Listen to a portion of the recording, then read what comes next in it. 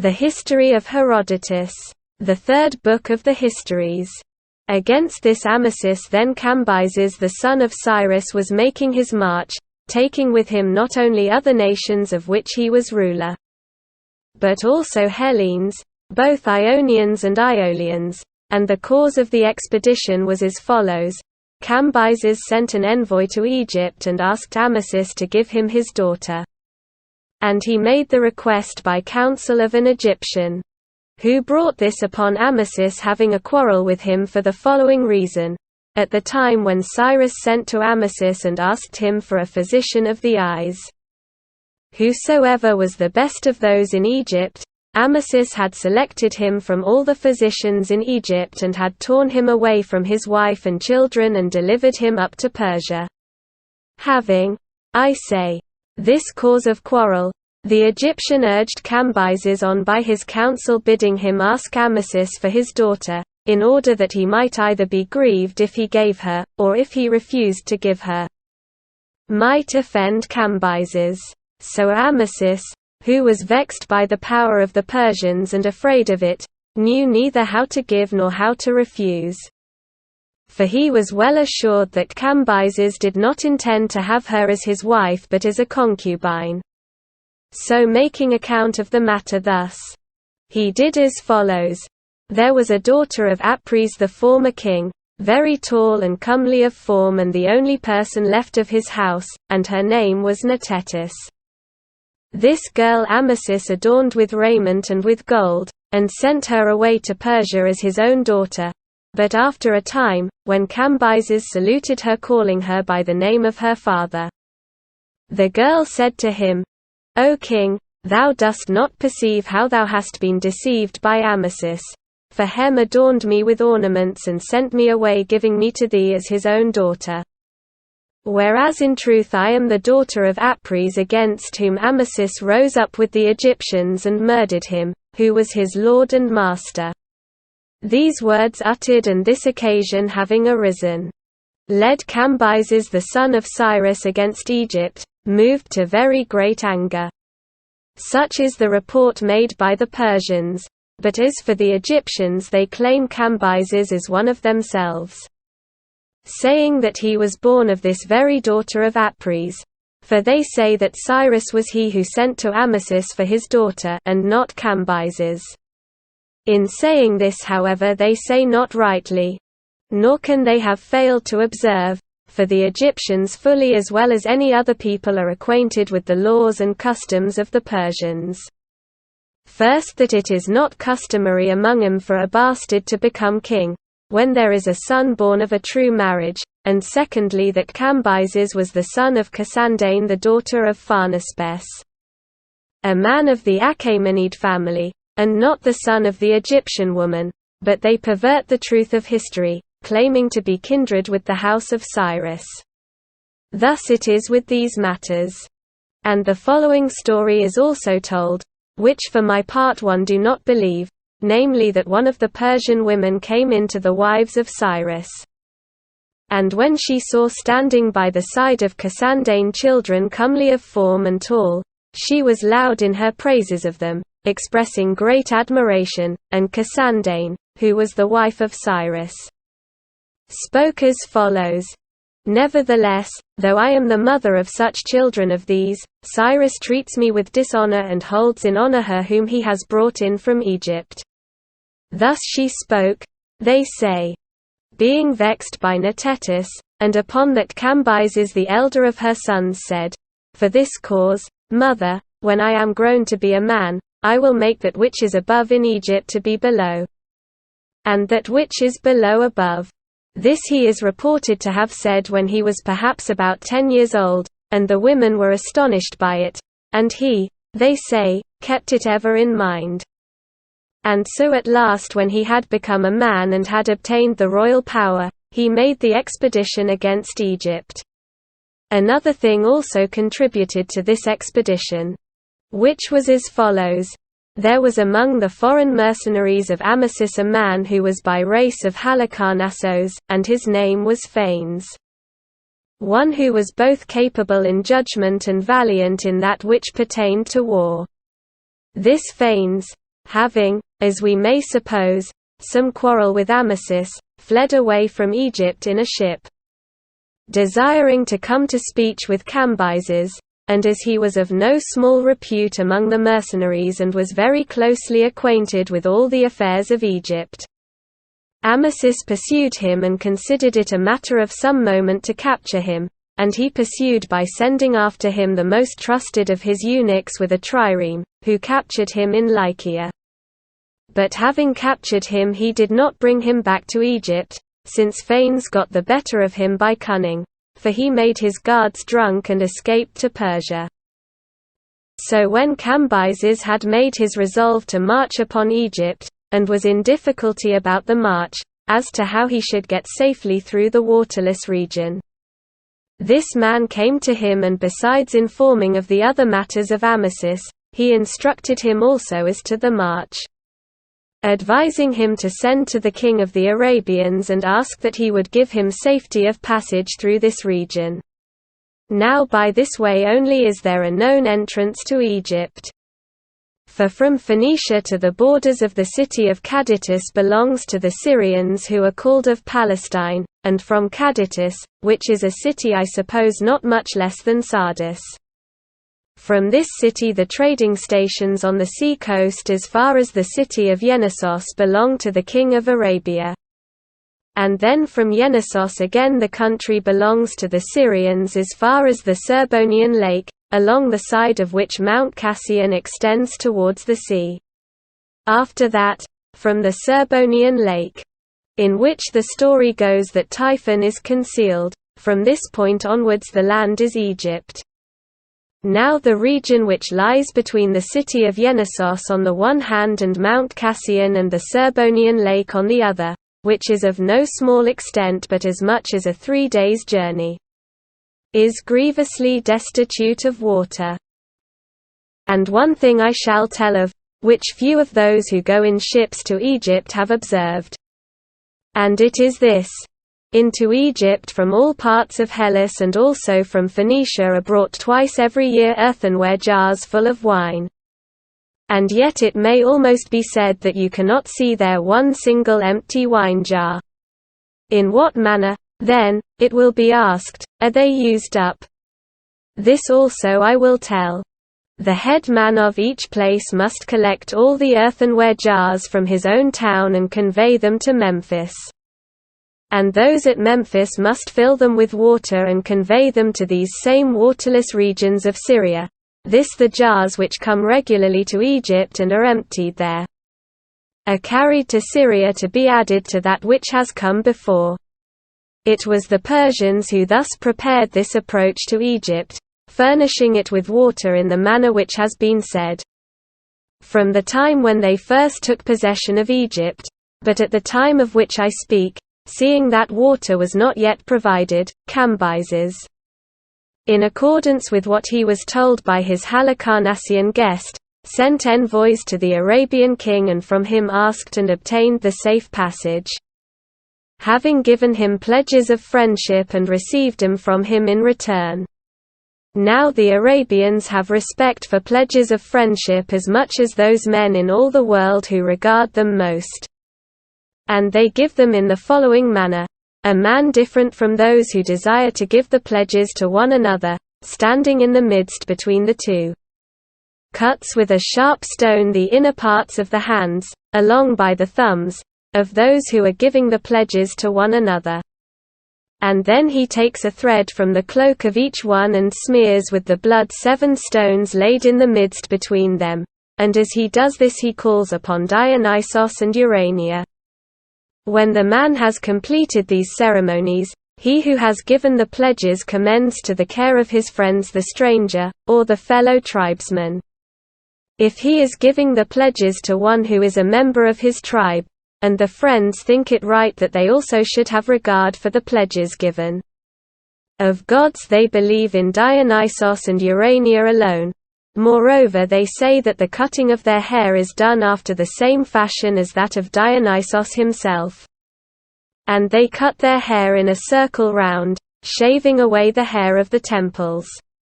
Now they call Dionysos Orotalt and Urania they call Alalat. So then when the Arabian king had given the pledge of friendship to the men who had come to him from Cambyses, he contrived as follows. He took skins of camels and filled them with water and loaded them upon the backs of all the living camels that he had. And having so done he drove them to the waterless region, and there awaited the army of Cambyses. This which has been related is the more credible of the accounts given. But the less credible must also be related, since it is a current account. There is a great river in Arabia called Chores, and this runs out into the sea which is called Erythraeon. From this river then it is said that the king of the Arabians, having got a conduit pipe made by sewing together raw ox hides and other skins, of such a length as to reach to the waterless region, conducted the water through these forsooth, and had great cisterns dug in the waterless region, that they might receive the water and preserve it. Now it is a journey of 12 days from the river to this waterless region, and moreover the story says that he conducted the water by 3 conduit pipes to 3 different parts of it. Meanwhile Samanitos the son of Amasis was encamped at the Pelusian mouth of the Nile waiting for the coming of Cambyses, for Cambyses did not find Amasis yet living when he marched upon Egypt. But Amasis had died after having reigned 44 years, during which no great misfortune had befallen him. And when he had died and had been embalmed, he was buried in the burial place in the temple, which he had built for himself. Now when Samanitos son of Amasis was reigning as king, there happened to the Egyptians a prodigy, the greatest that had ever happened, for rain fell at Thebes in Egypt, where never before had rain fallen nor afterwards down to my time. As the Thebans themselves say, for in the upper parts of Egypt no rain falls at all, but at the time of which I speak rain fell at Thebes in a drizzling shower. Now when the Persians had marched quite through the waterless region and were encamped near the Egyptians with design to engage battle, then the foreign mercenaries of the Egyptian king, who were Hellenes and Carians, having a quarrel with Phanes because he had brought against Egypt an army of foreign speech, contrived against him as follows. Phanes had children whom he had left behind in Egypt. These they brought to their camp and into the sight of their father. And they set up a mixing bowl between the 2 camps, and after that they brought up the children one by one and cut their throats so that the blood ran into the bowl. Then when they had gone through the whole number of the children, they brought and poured into the bowl both wine and water, and not until the mercenaries had all drunk of the blood did they engage battle. Then after a battle had been fought with great stubbornness, and very many had fallen of both the armies, the Egyptians at length turned to flight. I was witness moreover of a great marvel, being informed of it by the natives of the place, for of the bones scattered about of those who fell in this fight, each side separately. Since the bones of the Persians were lying apart on one side according as they were divided at first, and those of the Egyptians on the other. The skulls of the Persians are so weak that if you shall hit them only with a pebble you will make a hole in them, while those of the Egyptians are so exceedingly strong that you would hardly break them if you struck them with a large stone. The cause of it, they say, was this, and I for my part readily believe them, namely that the Egyptians beginning from their early childhood shave their heads, and the bone is thickened by exposure to the sun. And this is also the cause of their not becoming bald-headed, for among the Egyptians you see fewer bald-headed men than among any other race.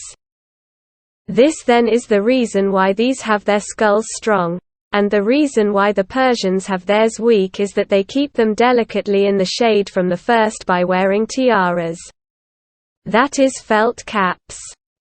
So far of this, and I saw also a similar thing to this at Papremis, in the case of those who were slain together with Achaemenes the son of Darius, by Inaros the Libyan. The Egyptians when they turned to flight from the battle fled in disorder, and they being shut up in Memphis, Cambyses sent a ship of Mytilene up the river bearing a Persian herald to summon the Egyptians to make terms of surrender.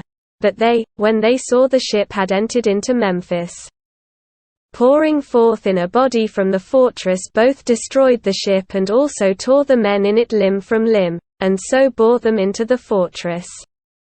After this the Egyptians being besieged, in course of time surrendered themselves, and the Libyans who dwell on the borders of Egypt, being struck with terror by that which had happened to Egypt, delivered themselves up without resistance. And they both laid on themselves a tribute and sent presents. Likewise also those of Cyrene and Barca, being struck with terror equally with the Libyans, acted in a similar manner. And Cambyses accepted graciously the gifts which came from the Libyans, but as for those which came from the men of Cyrene, finding fault with them, as I suppose, because they were too small in amount, for the Cyrenians sent in fact 500 pounds weight of silver, he took the silver by handfuls and scattered it with his own hand among his soldiers. On the 10th day after that on which he received the surrender of the fortress of Memphis, Cambyses set the king of the Egyptians Samanitos, who had been king for 6 months, to sit in the suburb of the city, to do him dishonor, him I say with other Egyptians he set there. And he proceeded to make trial of his spirit as follows: having arrayed his daughter in the clothing of a slave, he sent her forth with a pitcher to fetch water. And with her he sent also other maidens chosen from the daughters of the chief men, arrayed as was the daughter of the king. And as the maidens were passing by their fathers with cries and lamentation, the other men all began to cry out and lament aloud, seeing that their children had been evilly entreated. But Samanitos, when he saw it before his eyes and perceived it, bent himself down to the earth. Then when the water-bearers had passed by, next Cambyses sent his son with 2,000 Egyptians besides who were of the same age, with ropes bound round their necks and bits placed in their mouths. And these were being led away to execution to avenge the death of the Mytileneans who had been destroyed at Memphis with their ship. For the royal judges had decided that for each man 10 of the noblest Egyptians should lose their lives in retaliation. He then, when he saw them passing out by him and perceived that his son was leading the way to die, did the same as he had done with respect to his daughter. While the other Egyptians who sat round him were lamenting and showing signs of grief.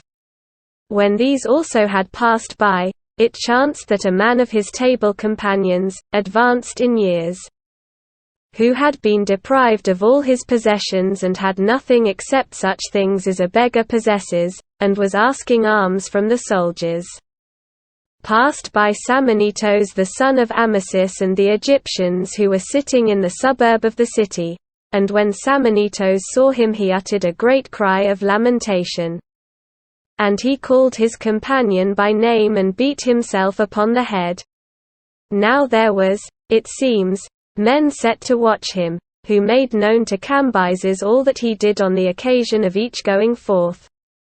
And Cambyses marveled at that which he did, and he sent a messenger and asked him thus, Samanitos, thy master Cambyses asks thee for what reason? When thou west thy daughter evilly entreated and thy son going to death, thou didst not cry aloud nor lament for them, whereas thou didst honor with these signs of grief the beggar who, as he hears from others, is not in any way related to thee. Thus he asked, and the other answered as follows, O son of Cyrus, my own troubles were too great for me to lament them aloud. But the trouble of my companion was such as called for tears, seeing that he has been deprived of great wealth, and has come to beggary upon the threshold of old age. When this saying was reported by the messenger, it seemed to them that it was well spoken, and, as is reported by the Egyptians, Croesus shed tears, for he also, as fortune would have it, had accompanied Cambyses to Egypt, and the Persians who were present shed tears also, and there entered some pity into Cambyses himself. And forthwith he bade them save the life of the son of Samanitos from among those who were being put to death. And also he bade them raise Samanitos himself from his place in the suburb of the city and bring him into his own presence. As for the son, those who went for him found that he was no longer alive, but had been cut down first of all. But Samanitos himself they raised from his place and brought him into the presence of Cambyses, with whom he continued to live for the rest of his time without suffering any violence. And if he had known how to keep himself from meddling with mischief, he would have received Egypt so as to be ruler of it, since the Persians are wont to honor the sons of kings. And even if the kings have revolted from them, they give back the power into the hands of their sons. Of this, namely that it is their established rule to act so. One may judge by many instances besides, and especially by the case of Thaniras the son of Inaros, who received back the power which his father had, and by that of Porzyres the son of Amyrtaeus. For he too received back the power of his father. Yet it is certain that no men ever up to this time did more evil to the Persians than Inaros and Amyrtaeus. As it was, however, Samanitos devised evil and received the due reward, for he was found to be inciting the Egyptians to revolt, and when this became known to Cambyses, Samanitos drank bull's blood and died forthwith. Thus he came to his end. From Memphis Cambyses came to the city of Sais with the purpose of doing that which in fact he did. For when he had entered into the palace of Amasis, he forthwith gave command to bring the corpse of Amasis forth out of his burial place, and when this had been accomplished, he gave command to scourge it and pluck out the hair and stab it, and to do to it dishonor in every possible way besides. And when they had done this too until they were wearied out, for the corpse being embalmed held out against the violence and did not fall to pieces in any part, Cambyses gave command to consume it with fire, enjoining thereby a thing which was not permitted by religion, for the Persians hold fire to be a god. To consume corpses with fire then is by no means according to the custom of either people, of the Persians for the reason which has been mentioned. Since they say that it is not right to give the dead body of a man to a god, while the Egyptians have the belief established that fire is a living wild beast, and that it devours everything which it catches, and when it is satiated with the food it dies itself together with that which it devours. But it is by no means their custom to give the corpse of a man to wild beasts, for which reason they embalm it, that it may not be eaten by worms as it lies in the tomb.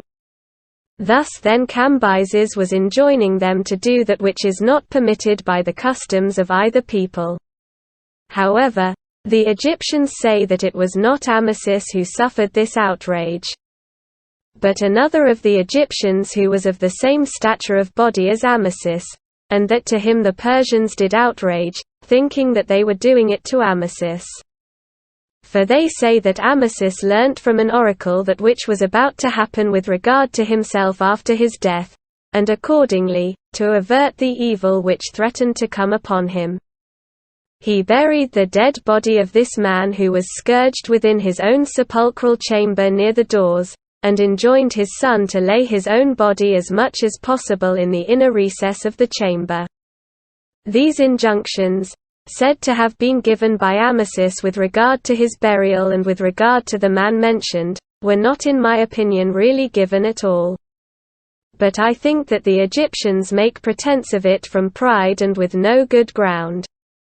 After this Cambyses planned 3 several expeditions, one against the Carthaginians, another against the Ammonians, and a third against the long-lived Ethiopians, who dwell in that part of Libya which is by the southern sea.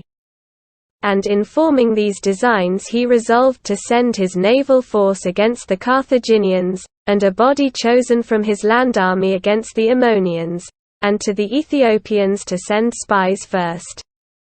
both to see whether the table of the sun existed really, which is said to exist among these Ethiopians, and in addition to this to spy out all else, but pretending to be bearers of gifts for their king.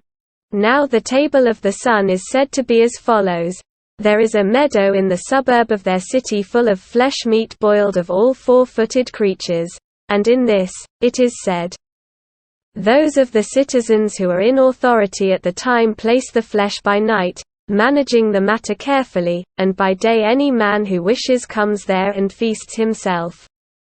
And the natives, it is reported, say that the earth of herself produces these things continually. Of such nature is the so-called table of the sun said to be. So when Cambyses had resolved to send the spies, forthwith he sent for those men of the Ichthyophagoi who understood the Ethiopian tongue, to come from the city of Elephantine. And while they were going to fetch these men, he gave command to the fleet to sail against Carthage, but the Phoenicians said that they would not do so, for they were bound not to do so by solemn vows. And they would not be acting piously if they made expedition against their own sons, and as the Phoenicians were not willing, the rest were rendered unequal to the attempt. Thus then the Carthaginians escaped being enslaved by the Persians, for Cambyses did not think it right to apply force to compel the Phoenicians, both because they had delivered themselves over to the Persians of their own accord and because the whole naval force was dependent upon the Phoenicians. Now the men of Cyprus also had delivered themselves over to the Persians, and were joining in the expedition against Egypt. Then as soon as the Ichthyophagoi came to Cambyses from Elephantine, he sent him to the Ethiopians, enjoining them what they should say and giving them gifts to bear with them. That is to say a purple garment, and a collar of twisted gold with bracelets, and an alabaster box of perfumed ointment, and a jar of palm wine. Now these Ethiopians to whom Cambyses was sending are said to be the tallest and the most beautiful of all men, and besides other customs which they are reported to have different from other men. There is especially this, it is said, with regard to their regal power, whomsoever of the men of their nation they judge to be the tallest and to have strength in proportion to his stature, this man they appoint to reign over them.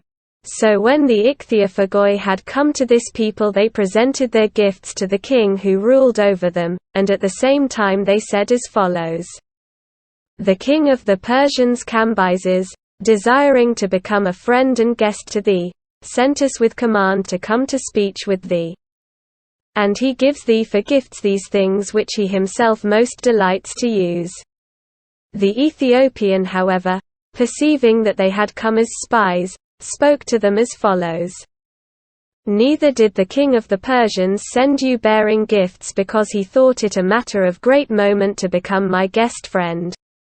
Nor do ye speak true things, for ye have come as spies of my kingdom, nor again is he a righteous man, for if he had been righteous he would not have coveted a land other than his own. Nor would he be leading away into slavery men at whose hands he has received no wrong. Now however give him this bow and speak to him these words. The king of the Ethiopians gives this counsel to the king of the Persians, that when the Persians draw their bows, of equal size to mine, as easily as I do this, then he should march against the long-lived Ethiopians, provided that he be superior in numbers. But until that time he should feel gratitude to the gods that they do not put it into the mind of the sons of the Ethiopians to acquire another land in addition to their own. Having thus said and having unbent the bow, he delivered it to those who had come. Then he took the garment of purple and asked what it was and how it had been made.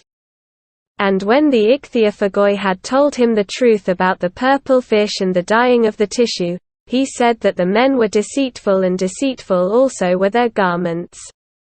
Then secondly he asked concerning the twisted gold of the collar and the bracelets, and when the Ichthyophagoi were setting forth to him the manner in which it was fashioned, the king broke into a laugh and said, supposing them to be fetters, that they had stronger fetters than those in their country. Thirdly, he asked about the perfumed ointment. And when they had told him of the manner of its making and of the anointing with it, he said the same as he had said before about the garment. Then when he came to the wine, and had learned about the manner of its making, being exceedingly delighted with the taste of the drink, he asked besides what food the king ate, and what was the longest time that a Persian man lived. They told him that he ate bread, explaining to him first the manner of growing the wheat, and they said that 80 years was the longest term of life appointed for a Persian man. In answer to this, the Ethiopian said that he did not wonder that they lived but a few years, when they fed upon dung, for indeed they would not be able to live even so many years as this, if they did not renew their vigor with the drink, indicating to the ichthyophagoi the wine. For in regard to this, he said, his people were much behind the Persians. Then when the ichthyophagoi asked the king in return about the length of days and the manner of life of his people, he answered that the greater number of them reached the age of 120 years, and some surpassed even this, and their food was boiled flesh and their drink was milk. And when the spies marveled at the number of years, he conducted them to a certain spring, in the water of which they washed and became more sleek of skin, as if it were a spring of oil. And from it there came a scent as it were of violets, and the water of this spring, said the spies, was so exceedingly weak that it was not possible for anything to float upon it, either wood or any of those things which are lighter than wood, but they all went to the bottom. If this water which they have be really such as it is said to be, it would doubtless be the cause why the people are long lived, as making use of it for all the purposes of life.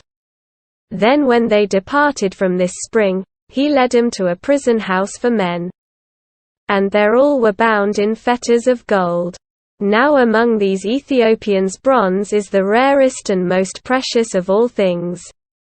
Then when they had seen the prison house they saw also the so-called table of the sun, and after this they saw last of all their receptacles of dead bodies, which are said to be made of crystal in the following manner: when they have dried the corpse, whether it be after the Egyptian fashion or in some other way, they cover it over completely with plaster and then adorn it with painting, making the figure as far as possible like the living man. After this they put about it a block of crystal hollowed out. For this they dig up in great quantity, and it is very easy to work, and the dead body being in the middle of the block is visible through it, but produces no unpleasant smell nor any other effect which is unseemly, and it has all its parts visible like the dead body itself. For a year then they who are most nearly related to the man keep the block in their house, giving to the dead man the first share of everything and offering to him sacrifices. And after this period they carry it out and set it up round about the city. After they had seen all, the spies departed to go back, and when they reported these things, forthwith Cambyses was enraged and proceeded to march his army against the Ethiopians. Not having ordered any provision of food nor considered with himself that he was intending to march an army to the furthest extremities of the earth, but as one who is mad and not in his right senses. When he heard the report of the ichthyophagoi he began the march, ordering those of the Hellenes who were present to remain behind in Egypt, and taking with him his whole land force. And when in the course of his march he had arrived at Thebes, he divided off about 50,000 of his army. And these he enjoined to make slaves of the Ammonians and to set fire to the seat of the oracle of Zeus, but he himself with the remainder of his army went on against the Ethiopians. But before the army had passed over the fifth part of the way, all that they had of provisions came to an end completely. And then after the provisions the beasts of burden also were eaten up and came to an end. Now if Cambyses when he perceived this had changed his plan and led his army back, he would have been a wise man in spite of his first mistake, As it was, however, he paid no regard, but went on forward without stopping. The soldiers accordingly, so long as they were able to get anything from the ground, prolonged their lives by eating grass, but when they came to the sand, some did a fearful deed, that is to say, out of each company of 10 they selected by lot one of themselves and devoured him, and Cambyses, when he heard it, being alarmed by this eating of one another, gave up the expedition against the Ethiopians and set forth to go back again, and he arrived at Thebes having suffered loss of a great number of his army. Then from Thebes he came down to Memphis and allowed the Hellenes to sail away home. Thus fared the expedition against the Ethiopians. And those of the Persians who had been sent to march against the Ammonians set forth from Thebes and went on their way with guides, and it is known that they arrived at the city of Oasis, which is inhabited by Samians said to be of the Ascryonian tribe, and is distant 7 days' journey from Thebes over sandy desert. Now this place is called in the speech of the Hellenes the Isle of the Blessed. It is said that the army reached this place, but from that point onwards, except the Ammonians themselves and those who have heard the account from them, no man is able to say anything about them. For they neither reached the Ammonians nor returned back. This however is added to the story by the Ammonians themselves. They say that as the army was going from this oasis through the sandy desert to attack them, and had got to a point about midway between him and the oasis, while they were taking their morning meal a violent south wind blew upon them, and bearing with it heaps of the desert sand it buried them under it, and so they disappeared and were seen no more. Thus the Ammonians say that it came to pass with regard to this army. When Cambyses arrived at Memphis, Apis appeared to the Egyptians, whom the Hellenes call Epiphos, and when he had appeared, forthwith the Egyptians began to wear their fairest garments and to have festivities. Cambyses accordingly seeing the Egyptians doing thus, and supposing that they were certainly acting so by way of rejoicing because he had fared ill, called for the officers who had charge of Memphis, and when they had come into his presence, he asked them why when he was at Memphis on the former occasion, the Egyptians were doing nothing of this kind, but only now, when he came there after losing a large part of his army. They said that a god had appeared to them, who was wont to appear at intervals of long time, and that whenever he appeared, then all the Egyptians rejoiced and kept festival. Hearing this, Cambyses said that they were lying, and as liars he condemned them to death. Having put these to death, next he called the priests into his presence. And when the priests answered him after the same manner, he said that it should not be without his knowledge if a tame god had come to the Egyptians. And having so said, he bade the priests bring Apis away into his presence, so they went to bring him. Now this Apis Epiphos is a calf born of a cow who after this is not permitted to conceive any other offspring. And the Egyptians say that a flash of light comes down from heaven upon this cow, and of this she produces Apis. This calf, which is called Apis, is black and has the following signs, namely a white square upon the forehead, and on the back the likeness of an eagle. And in the tail the hairs are double, and on the tongue there is a mark like a beetle. When the priests had brought Apis, Cambyses being somewhat affected with madness drew his dagger, and aiming at the belly of Apis, struck his thigh. Then he laughed and said to the priests, "O ye wretched creatures, are gods born such as this, with blood and flesh, and sensible of the stroke of iron weapons? Worthy indeed of Egyptians is such a god as this. Ye however at least shall not escape without punishment for making a mock of me." Having thus spoken, he ordered those whose duty it was to do such things, to scourge the priests without mercy, and to put to death any one of the other Egyptians whom they should find keeping the festival. Thus the festival of the Egyptians had been brought to an end, and the priests were being chastised. and Apis, wounded by the stroke in his thigh, lay dying in the temple. Him, when he had brought his life to an end by reason of the wound, the priests buried without the knowledge of Cambyses, but Cambyses, as the Egyptians say, immediately after this evil deed became absolutely mad, not having been really in his right senses even before that time, and the first of his evil deeds was that he put to death his brother Smerdis, who was of the same father and the same mother as himself. This brother he had sent away from Egypt to Persia in envy, because alone of all the Persians he had been able to draw the bow which the Ichthyophagoi brought from the Ethiopian king, to an extent of about 2 finger breadths, while of the other Persians not one had proved able to do this. Then when Smerdis had gone away to Persia, Cambyses saw a vision in his sleep of this kind. It seemed to him that a messenger came from Persia and reported that Smerdis sitting upon the royal throne had touched the heaven with his head. Fearing therefore with regard to this lest his brother might slay him and reign in his stead, he sent Prexaspes to Persia, the man whom of all the Persians he trusted most, with command to slay him. He accordingly went up to Susa and slew Smerdis. And some say that he took him out of the chase and so slew him, others that he brought him to the Erythraean Sea and drowned him. This they say was the first beginning of the evil deeds of Cambyses, and next after this he put to death his sister, who had accompanied him to Egypt, to whom also he was married, she being his sister by both parents. Now he took her to wife in the following manner.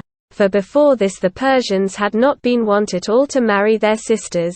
Cambyses fell in love with one of his sisters, and desired to take her to wife, so since he had it in mind to do that which was not customary, he called the royal judges and asked them whether there existed any law which permitted him who desired it to marry his sister.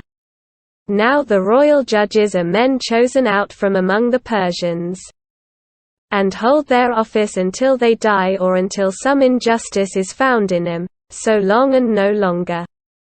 These pronounce decisions for the Persians and are the expounders of the ordinances of their fathers, and all matters are referred to them. So when Cambyses asked them, they gave him an answer which was both upright and safe, saying that they found no law which permitted a brother to marry his sister. But apart from that they had found a law to the effect that the king of the Persians might do whatsoever he desired. Thus on the one hand they did not tamper with the law for fear of Cambyses, and at the same time, that they might not perish themselves in maintaining the law, they found another law beside that which was asked for, which was in favor of him who wished to marry his sisters. So Cambyses at that time took to wife her with whom he was in love, but after no long time he took another sister. Of these it was the younger whom he put to death, she having accompanied him to Egypt. About her death, as about the death of Smerdis, 2 different stories are told. The Hellenes say that Cambyses had matched a lion's cub in fight with a dog's whelp, and this wife of his was also a spectator of it. And when the whelp was being overcome, another whelp, its brother, broke its chain and came to help it, and having become 2 instead of 1, the whelps then got the better of the cub, and Cambyses was pleased at the sight, but she sitting by him began to weep. And Cambyses perceived it and asked wherefore she wept, and she said that she had wept when she saw that the whelp had come to the assistance of its brother, because she remembered Smerdis and perceived that there was no one who would come to his assistance. The Hellenes say that it was for this saying that she was killed by Cambyses. But the Egyptians say that as they were sitting round at table, the wife took a lettuce and pulled off the leaves all round, and then asked her husband whether the lettuce was fairer when thus plucked round or when covered with leaves, and he said, when covered with leaves. She then spoke thus: Nevertheless thou didst once produce the likeness of this lettuce, when thou didst strip bare the house of Cyrus. And he moved to anger leapt upon her, being with child, and she miscarried and died. These were the acts of madness done by Cambyses towards those of his own family, whether the madness was produced really on account of Apis or from some other cause. As many ills are wont to seize upon men. For it is said moreover that Cambyses had from his birth a certain grievous malady, that which is called by some the sacred disease. And it was certainly nothing strange that when the body was suffering from a grievous malady, the mind should not be sound either.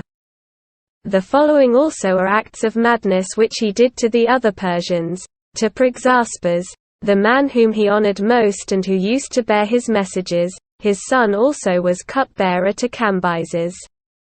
And this too was no small honor. To him it is said that he spoke as follows: Prexaspes, what kind of a man do the Persians esteem me to be, and what speech do they hold concerning me? And he said, Master, in all other respects thou art greatly commended, but they say that thou art overmuch given to love of wine. Thus he spoke concerning the Persians. And upon that Cambyses was roused to anger, and answered thus: It appears then that the Persians say I am given to wine, and that therefore I am beside myself and not in my right mind. And their former speech then was not sincere. For before this time, it seems, when the Persians and Croesus were sitting with him in council, Cambyses asked what kind of a man they thought he was as compared with his father Cyrus, and they answered that he was better than his father. For he not only possessed all that his father had possessed, but also in addition to this had acquired Egypt and the sea. Thus the Persians spoke, but Croesus, who was present and was not satisfied with their judgment, spoke thus to Cambyses: To me, O son of Cyrus, thou dost not appear to be equal to thy father. For not yet hast thou a son such as he left behind him in you.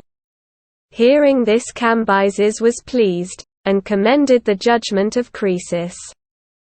So calling to mind this, he said in anger to Prexaspes: Learn then now for thyself whether the Persians speak truly, or whether when they say this they are themselves out of their senses. For if I, shooting at thy son there standing before the entrance of the chamber, hit him in the very middle of the heart, the Persians will be proved to be speaking falsely, but if I miss, then thou mayest say that the Persians are speaking the truth and that I am not in my right mind.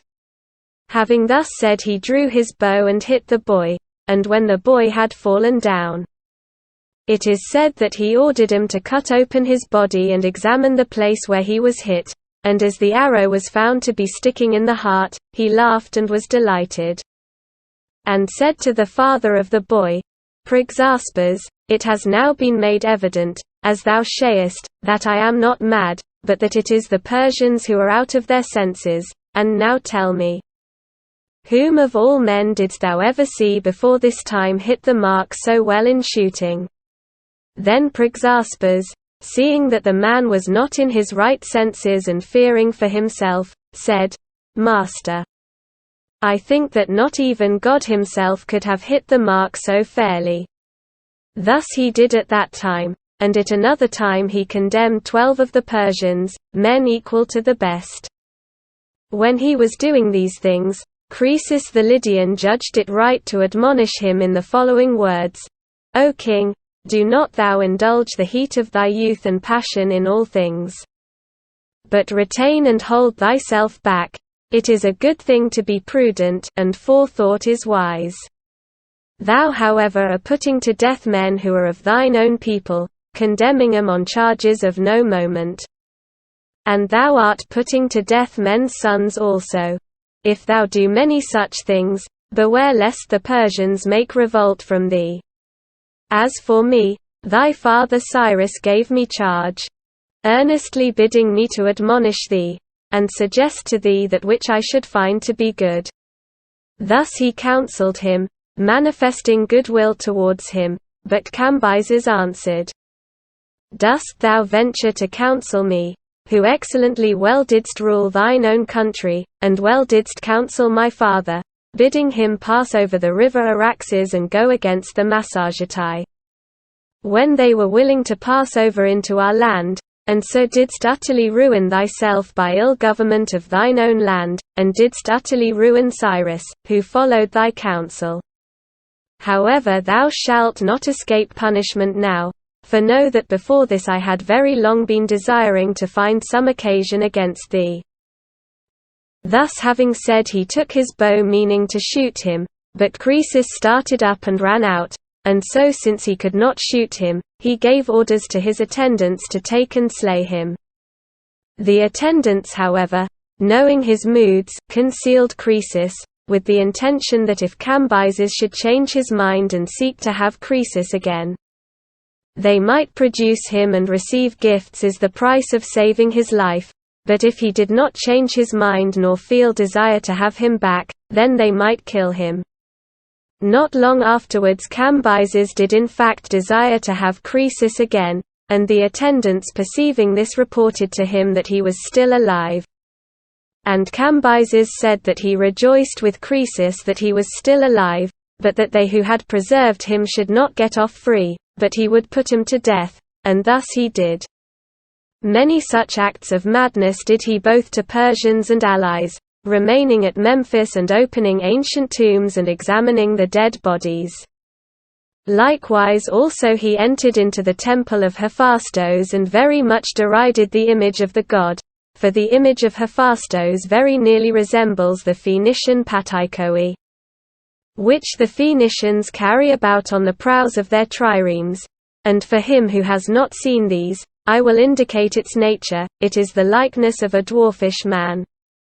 He entered also into the temple of the Caberoi, into which it is not lawful for anyone to enter except the priest only, and the images there he even set on fire, after much mockery of them. Now these also are like the images of Hephaestus, and it is said that they are the children of that god. It is clear to me therefore by every kind of proof that Cambyses was mad exceedingly. For otherwise he would not have attempted to deride religious rites and customary observances. For if one should propose to all men a choice, bidding them select the best customs from all the customs that there are, each race of men, after examining them all, would select those of his own people. Thus all think that their own customs are by far the best, and so it is not likely that any but a madman would make a jest of such things. Now of the fact that all men are thus wont to think about their customs, we may judge by many other proofs, and more specially by this which follows. Darius in the course of his reign summoned those of the Hellenes who were present in his land, and asked them for what price they would consent to eat up their fathers when they died, and they answered that for no price would they do so. After this Darius summoned those Indians who are called Calatians, who eat their parents, and asked them in presence of the Hellenes, who understood what they said by help of an interpreter, for what payment they would consent to consume with fire the bodies of their fathers when they died, and they cried out aloud and bade him keep silence from such words. Thus then these things are established by usage, and I think that Pindar spoke rightly in his verse, when he said that of all things law is king. Now while Cambyses was marching upon Egypt, the Lacedaemonians also had made an expedition against Samos and against Polycrates the son of Iacches, who had risen against the government and obtained rule over Samos. At first he had divided the state into 3 parts and had given a share to his brothers Pantagnotos and Siloson. But afterwards he put to death one of these, and the younger, namely Siloson, he drove out, and so obtained possession of the whole of Samos. Then, being in possession, he made a guest friendship with Amasis the king of Egypt, sending him gifts and receiving gifts in return from him. After this straightway within a short period of time the power of Polycrates increased rapidly, and there was much fame of it not only in Ionia, but also over the rest of Hellas. For to whatever part he directed his forces, everything went fortunately for him, and he had got for himself 150 oared galleys and 1,000 archers, and he plundered from all, making no distinction of any. For it was his wont to say that he would win more gratitude from his friend by giving back to him that which he had taken, than by not taking at all. So he had conquered many of the islands and also many cities of the continent, and besides other things he gained the victory in a sea fight over the Lesbians. As they were coming to help the Milesians with their forces, and conquered them, these men dug the whole trench round the wall of the city of Samos, working in chains. Now Amasis, as may be supposed, did not fail to perceive that Polycrates was very greatly fortunate, and it was to him an object of concern, and as much more good fortune yet continued to come to Polycrates. He wrote upon a paper these words and sent them to Samos. Amasis to Polycrates thus said, "It is a pleasant thing indeed to hear that one who is a friend and guest is faring well. Yet to me thy great good fortune is not pleasing, since I know that the divinity is jealous, and I think that I desire, both for myself and for those about whom I have care, that in some of our affairs we should be prosperous and in others should fail, and thus go through life alternately faring well and ill, rather than that we should be prosperous in all things. For never yet did I hear tell of anyone who was prosperous in all things and did not come to an utterly evil end at the last. Now therefore do thou follow my counsel and act as I shall say with respect to thy prosperous fortunes. Take thought and consider, and that which thou findest to be the most valued by thee, and for the loss of which thou wilt most be vexed in thy soul, that take and cast away in such a manner that it shall never again come to the sight of men. And if in future from that time forward good fortune does not befall thee in alternation with calamities, apply remedies in the manner by me suggested." Polycrates, having read this and having perceived by reflection that Amasis suggested to him good counsel, sought to find which one of his treasures he would be most afflicted in his soul to lose. And seeking he found this which I shall say. He had a signet which he used to wear, enchased in gold and made of an emerald stone, and it was the work of Theodoros the son of Telecles of Samos. Seeing then that he thought it good to cast this away, he did thus: he manned a 50-oared galley with sailors and went on board of it himself, and then he bade them put out into the deep sea. And when he had got to a distance from the island, he took off the signet ring, and in the sight of all who were with him in the ship he threw it into the sea.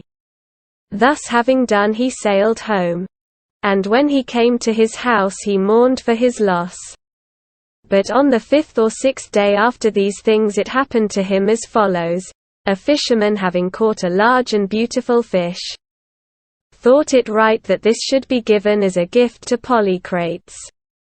He bore it therefore to the door of the palace and said that he desired to come into the presence of Polycrates.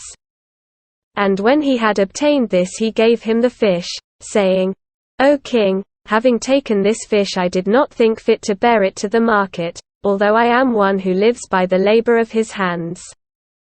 But it seemed to me that it was worthy of thee and of thy monarchy, therefore I bring it and present it to thee." He then, being pleased at the words spoken, answered thus: "Thou didst exceedingly well, and double thanks are due to thee, for thy words and also for thy gift, and we invite thee to come to dinner." The fisherman then, thinking this a great thing, went away to this house, and the servants as they were cutting up the fish found in its belly the signet ring of Polycrates. Then as soon as they had seen it and taken it up, they bore it rejoicing to Polycrates, and giving him the signet ring they told him in what manner it had been found, and he perceiving that the matter was of God, wrote upon paper all that he had done and all that had happened to him, and having written he dispatched it to Egypt. Then Amasis, when he had read the paper which had come from Polycrates, perceived that it was impossible for man to rescue man from the event which was to come to pass, and that Polycrates was destined not to have a good end, being prosperous in all things. Seeing that he found again even that which he cast away. Therefore he sent an envoy to him in Samos and said that he broke off the guest friendship. And this he did lest when a fearful and great mishap befell Polycrates, he might himself be grieved in his soul as for a man who was his guest. It was this Polycrates then, prosperous in all things, against whom the Lacedaemonians were making an expedition, being invited by those Samians who afterwards settled at Kydonia in Crete, to come to their assistance. Now Polycrates had sent an envoy to Cambyses the son of Cyrus without the knowledge of the Samians, as he was gathering an army to go against Egypt, and had asked him to send to him in Samos and to ask for an armed force. So Cambyses, hearing this, very readily sent to Samos to ask Polycrates to send a naval force with him against Egypt. And Polycrates selected of the citizens those whom he most suspected of desiring to rise against him and sent him away in 40 triremes, charging Cambyses not to send them back. Now some say that those of the Samians who were sent away by Polycrates never reached Egypt, but when they arrived on their voyage at Carpathos, they considered with themselves, and resolved not to sail on any further. Others say that they reached Egypt, and being kept under guard there, they made their escape from thence. Then, as they were sailing into Samos, Polycrates encountered them with ships and engaged battle with them. And those who were returning home had the better and landed in the island, but having fought a land battle in the island, they were worsted, and so sailed to Lacedaemon. Some however say that those from Egypt defeated Polycrates in the battle, but this in my opinion is not correct. For there would have been no need for them to invite the assistance of the Lacedaemonians if they had been able by themselves to bring Polycrates to terms. Moreover, it is not reasonable either, seeing that he had foreign mercenaries and native archers very many in number, to suppose that he was worsted by the returning Samians, who were but few. Then Polycrates gathered together the children and wives of his subjects and confined them in the ship sheds, keeping them ready so that, if it should prove that his subjects deserted to the side of the returning exiles, he might burn them with the sheds. When those of the Samians who had been driven out by Polycrates reached Sparta, they were introduced before the magistrates and spoke at length, being urgent in their request. The magistrates however at the first introduction replied that they had forgotten the things which had been spoken at the beginning, and did not understand those which were spoken at the end. After this they were introduced a second time, and bringing with them a bag they said nothing else but this, namely that the bag was in want of meal. To which the others replied that they had overdone it with the bag. However, they resolved to help them. Then the Lacedaemonians prepared a force and made expedition to Samos, in repayment of former services, as the Samians say, because the Samians had first helped them with ships against the Messenians. But the Lacedaemonians say that they made the expedition not so much from desire to help the Samians at their request, as to take vengeance on their own behalf for the robbery of the mixing bowl which they had been bearing as a gift to Croesus, and of the corslet which Amasis the king of Egypt had sent as a gift to them, for the Samians had carried off the corslet also in the year before they took the bowl. And it was of linen with many figures woven into it and embroidered with gold and with cotton, and each thread of this corslet is worthy of admiration. For that being itself fine it has in it 360 fibers, all plain to view. Such another as this moreover is that which Amasis dedicated as an offering to Athene at Lindos. The Corinthians also took part with zeal in this expedition against Samos, that it might be carried out. for there had been an offense perpetrated against him also by the Samians a generation before the time of this expedition and about the same time as the robbery of the bowl. Periander the son of Kypselos had dispatched 300 sons of the chief men of Corcyra to Alyattes at Sardis to be made eunuchs.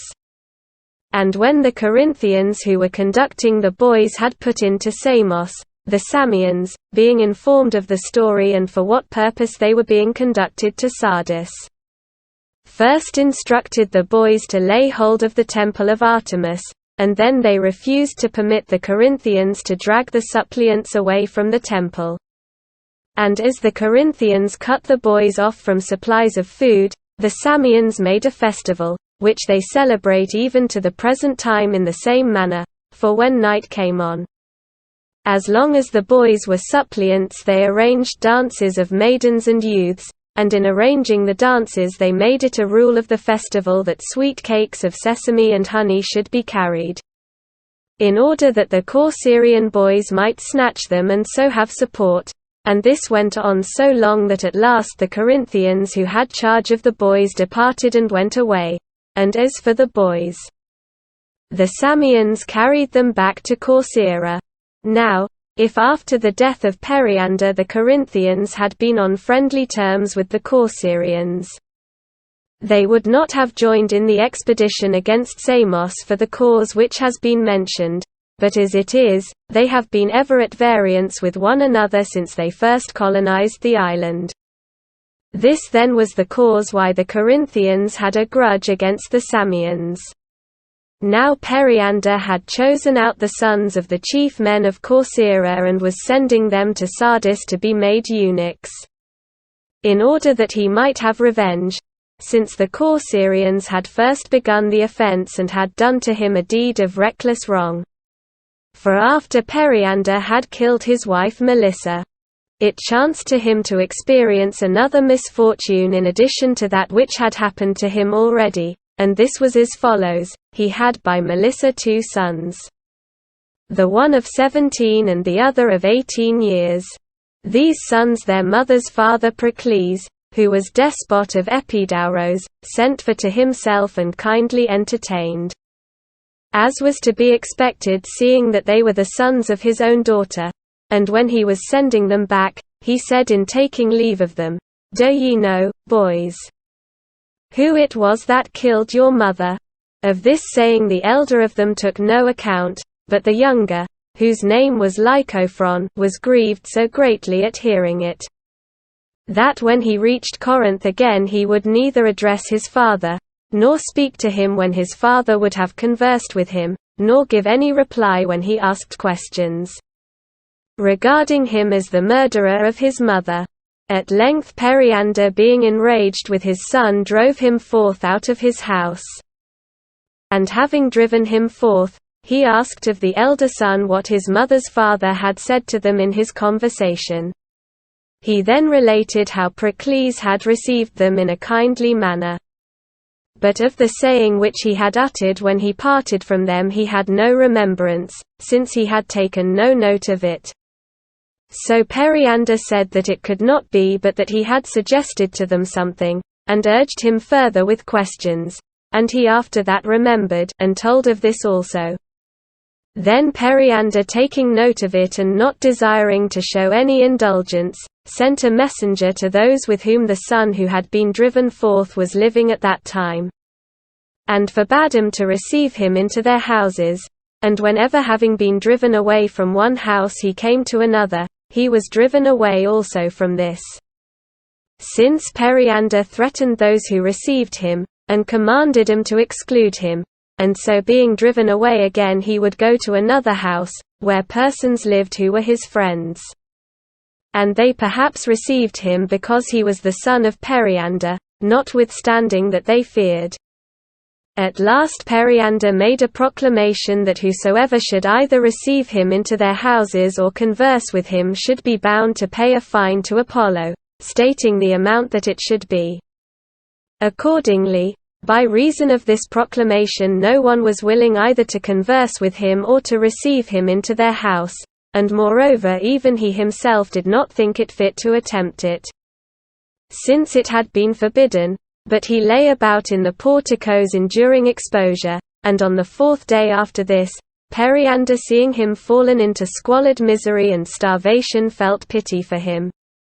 And abating his anger he approached him and began to say, Son, which of these two is to be preferred, the fortune which thou dost now experience and possess? Or to inherit the power and wealth which I possess now, by being submissive to thy father's will? Thou, however, being my son and the prince of wealthy Corinth, didst choose nevertheless the life of a vagabond by making opposition and displaying anger against him with whom it behoved thee least to deal so. For if any misfortune happened in those matters, for which cause thou hast suspicion against me, this has happened to me first, and I am sharer in the misfortune more than others, inasmuch as I did the deed myself. Do thou, however, having learnt by how much to be envied is better than to be pitied, and at the same time what a grievous thing it is to be angry against thy parents and against those who are stronger than thou. Come back now to the house. Periander with these words endeavoured to restrain him, but he answered nothing else to his father, but said only that he ought to pay a fine to the god for having come to speech with him. Then Periander, perceiving that the malady of his son was hopeless and could not be overcome, dispatched a ship to Corcyra, and so sent him away out of his sight, for he was ruler also of that island. And having sent him away, Periander proceeded to make war against his father-in-law Procles, esteeming him most to blame for the condition in which he was. And he took Epidauros and took also Procles himself and made him a prisoner.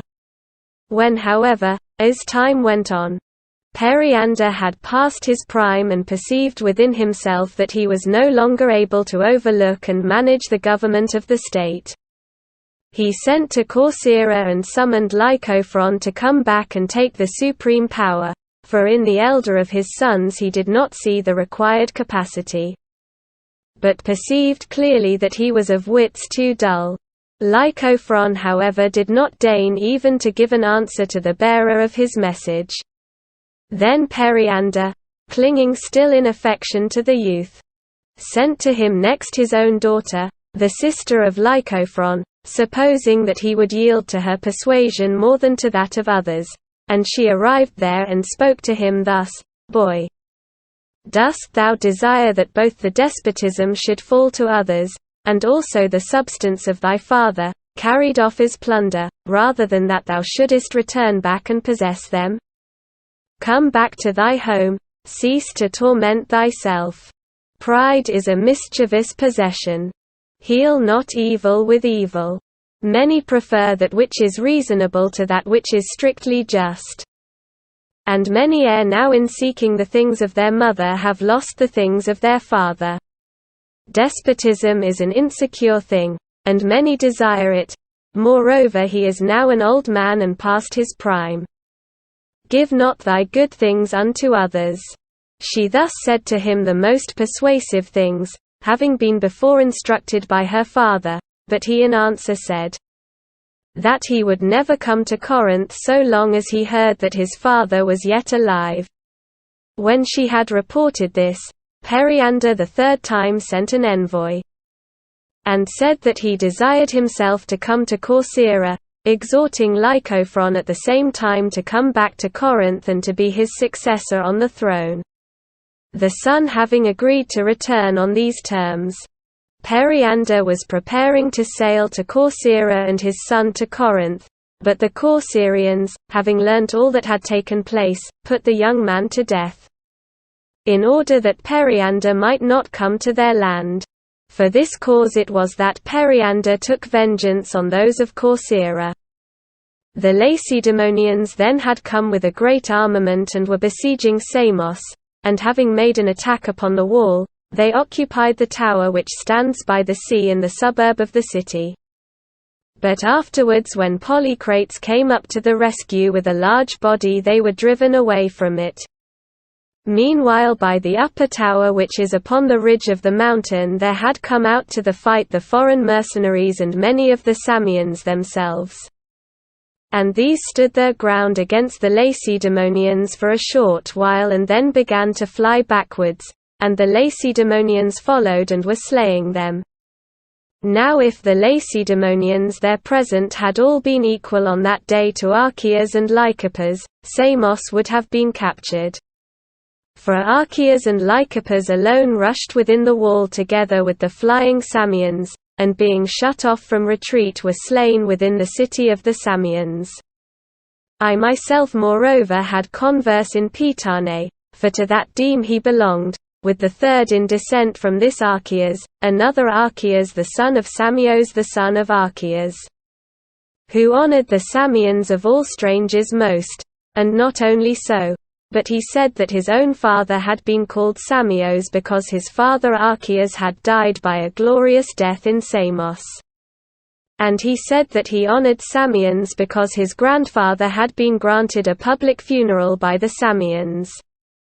The Lacedaemonians then, when they had been besieging Samos for 40 days and their affairs made no progress, set forth to return to Peloponnesus. But according to the less credible account which has been put abroad of these matters, Polycrates struck in lead a quantity of a certain native coin, and having gilded the coins over, gave them to the Lacedaemonians, and they received him and upon that set forth to depart. This was the first expedition which the Lacedaemonians, being Dorians, made into Asia. Those of the Samians who had made the expedition against Polycrates themselves also sailed away, when the Lacedaemonians were about to desert them, and came to Siphnos, for they were in want of money. And the people of Siphnos were then at their greatest height of prosperity and possessed wealth more than all the other islanders, since they had in their island mines of gold and silver. So that there is a treasury dedicated at Delphi with the tithe of the money which came in from these mines, and furnished in a manner equal to the wealthiest of these treasuries. And the people used to divide among themselves the money which came in from the mines every year. So when they were establishing the treasury, they consulted the oracle as to whether their present prosperity was capable of remaining with them for a long time, and the Pythian prophetess gave them this reply. But when with white shall be shining the hall of the city in Siphnos, and when the market is white of brow, one wary is needed then. To beware of an army of wood and a red-coloured herald. Now just at that time the marketplace and city hall of the Siphnians had been decorated with Parian marble. This oracle they were not able to understand either then at first or when the Samians had arrived. For as soon as the Samians were putting into Siphnos they sent one of their ships to bear envoys to the city. Now in old times all ships were painted with red. And this was that which the Pythian prophetess was declaring beforehand to the Siphnians, bidding them guard against the army of wood, and the red-coloured herald. The messengers accordingly came and asked the Siphnians to lend them 10 talents, and as they refused to lend to them, the Samians began to lay waste their lands. So when they were informed of it, forthwith the Siphnians came to the rescue, and having engaged battle with them were defeated. And many of them were cut off by the Samians and shut out of the city, and the Samians after this imposed upon them a payment of 100 talents. Then from the men of Hermion they received by payment of money the island of Hydrea, which is near the coast of Peloponnese, and they gave it in charge to the Troezenians. But they themselves settled at Kydonia which is in Crete, not sailing thither for that purpose but in order to drive the Zacinthians out of the island. Here they remained and were prosperous for 5 years, so much so that they were the builders of the temples which are now existing in Kydonia, and also of the house of Dictina. In the 6th year however the Eginetans together with the Cretans conquered them in a sea fight and brought them to slavery. And they cut off the prows of their ships, which were shaped like boars, and dedicated them in the temple of Athene in Aegina. This the Eginetans did because they had a grudge against the Samians, for the Samians had first made expedition against Aegina. When Amphicrates was king in Samos, and had done much hurt to the Eginetans and suffered much hurt also from them. Such was the cause of this event. And about the Samians I have spoken at greater length, because they have 3 works which are greater than any others that have been made by Hellenes. First, a passage beginning from below and open at both ends, dug through a mountain not less than 150 fathoms in height. The length of the passage is 7 furlongs and the height and breadth each 8 feet, and throughout the whole of it another passage has been dug 20 cubits in depth and 3 feet in breadth, through which the water is conducted and comes by the pipes to the city, brought from an abundant spring, and the designer of this work was a Megarian, Euparinos the son of Nostrophos. This is one of the 3. And the second is a mole in the sea about the harbour, going down to a depth of as much as 20 fathoms, and the length of the mole is more than 2 furlongs. The third work which they have executed is a temple larger than all the other temples of which we know. Of this the first designer was Rhoecos the son of Philes, a native of Samos. For this reason I have spoken at greater length of the Samians. Now while Cambyses the son of Cyrus was spending a long time in Egypt and had gone out of his right mind, there rose up against him 2 brothers, Magins, of whom the one had been left behind by Cambyses as caretaker of his household. This man, I say, rose up against him perceiving that the occurrence of the death of Smerdis was being kept secret, and that there were but few of the Persians who were aware of it, while the greater number believed without doubt that he was still alive. Therefore he endeavored to obtain the kingdom, and he formed his plan as follows. He had a brother, that one who, as I said, rose up with him against Cambyses, and this man in form very closely resembled Smerdis the son of Cyrus, whom Cambyses had slain, being his own brother. He was like Smerdis, I say, in form. And not only so but he had the same name, Smerdis. Having persuaded this man that he would manage everything for him, the Magian Partisides brought him and seated him upon the royal throne. And having so done he sent heralds about to the various provinces, and among others one to the army in Egypt, to proclaim to them that they must obey Smerdis the son of Cyrus for the future instead of Cambyses.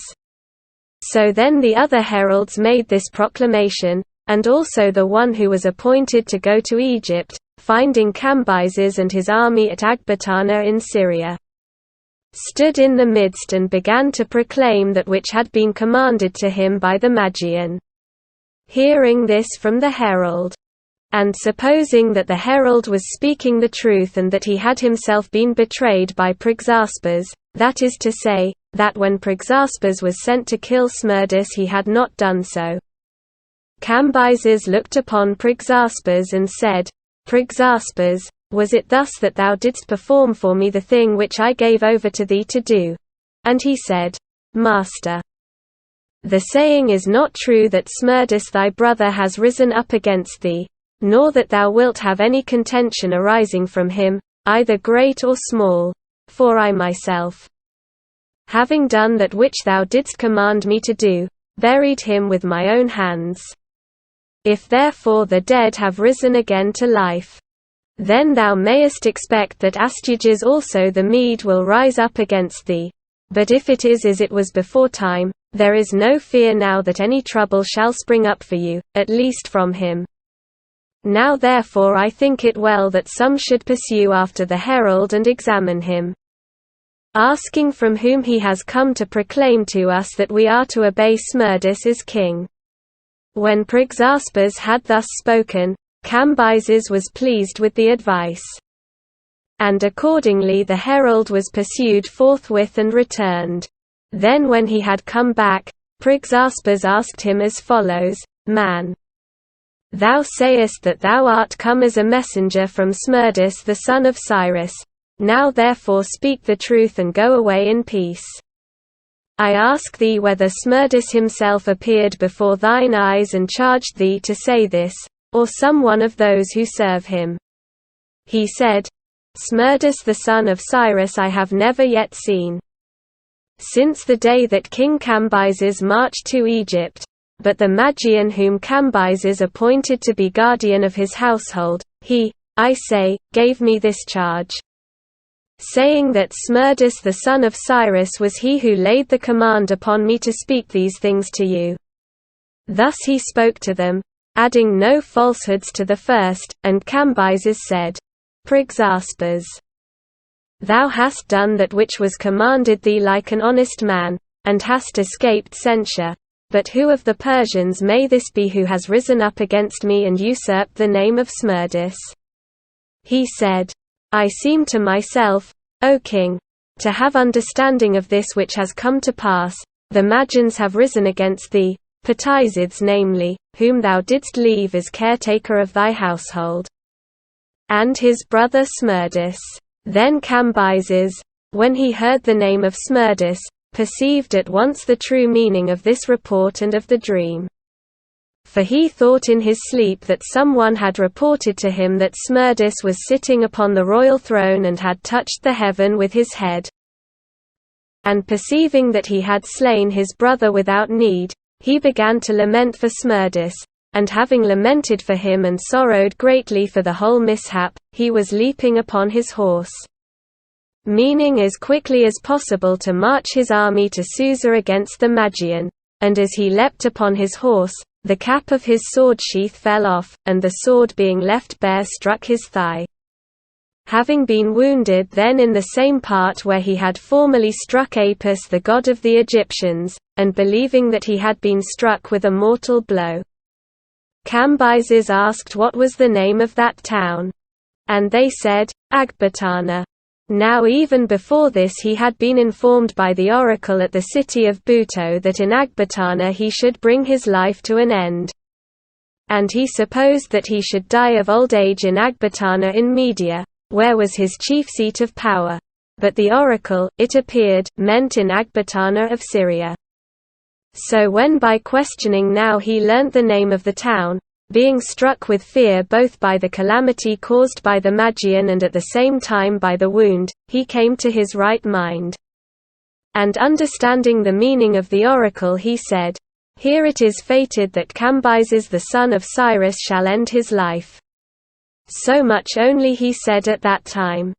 But about 20 days afterwards he sent for the most honorable of the Persians who were with him, and said to them as follows, Persians, it has become necessary for me to make known to you the thing which I was wont to keep concealed beyond all other things. Being in Egypt I saw a vision in my sleep, which I would I had never seen. And it seemed to me that a messenger came from home and reported to me that Smerdis was sitting upon the royal throne and had touched the heaven with his head.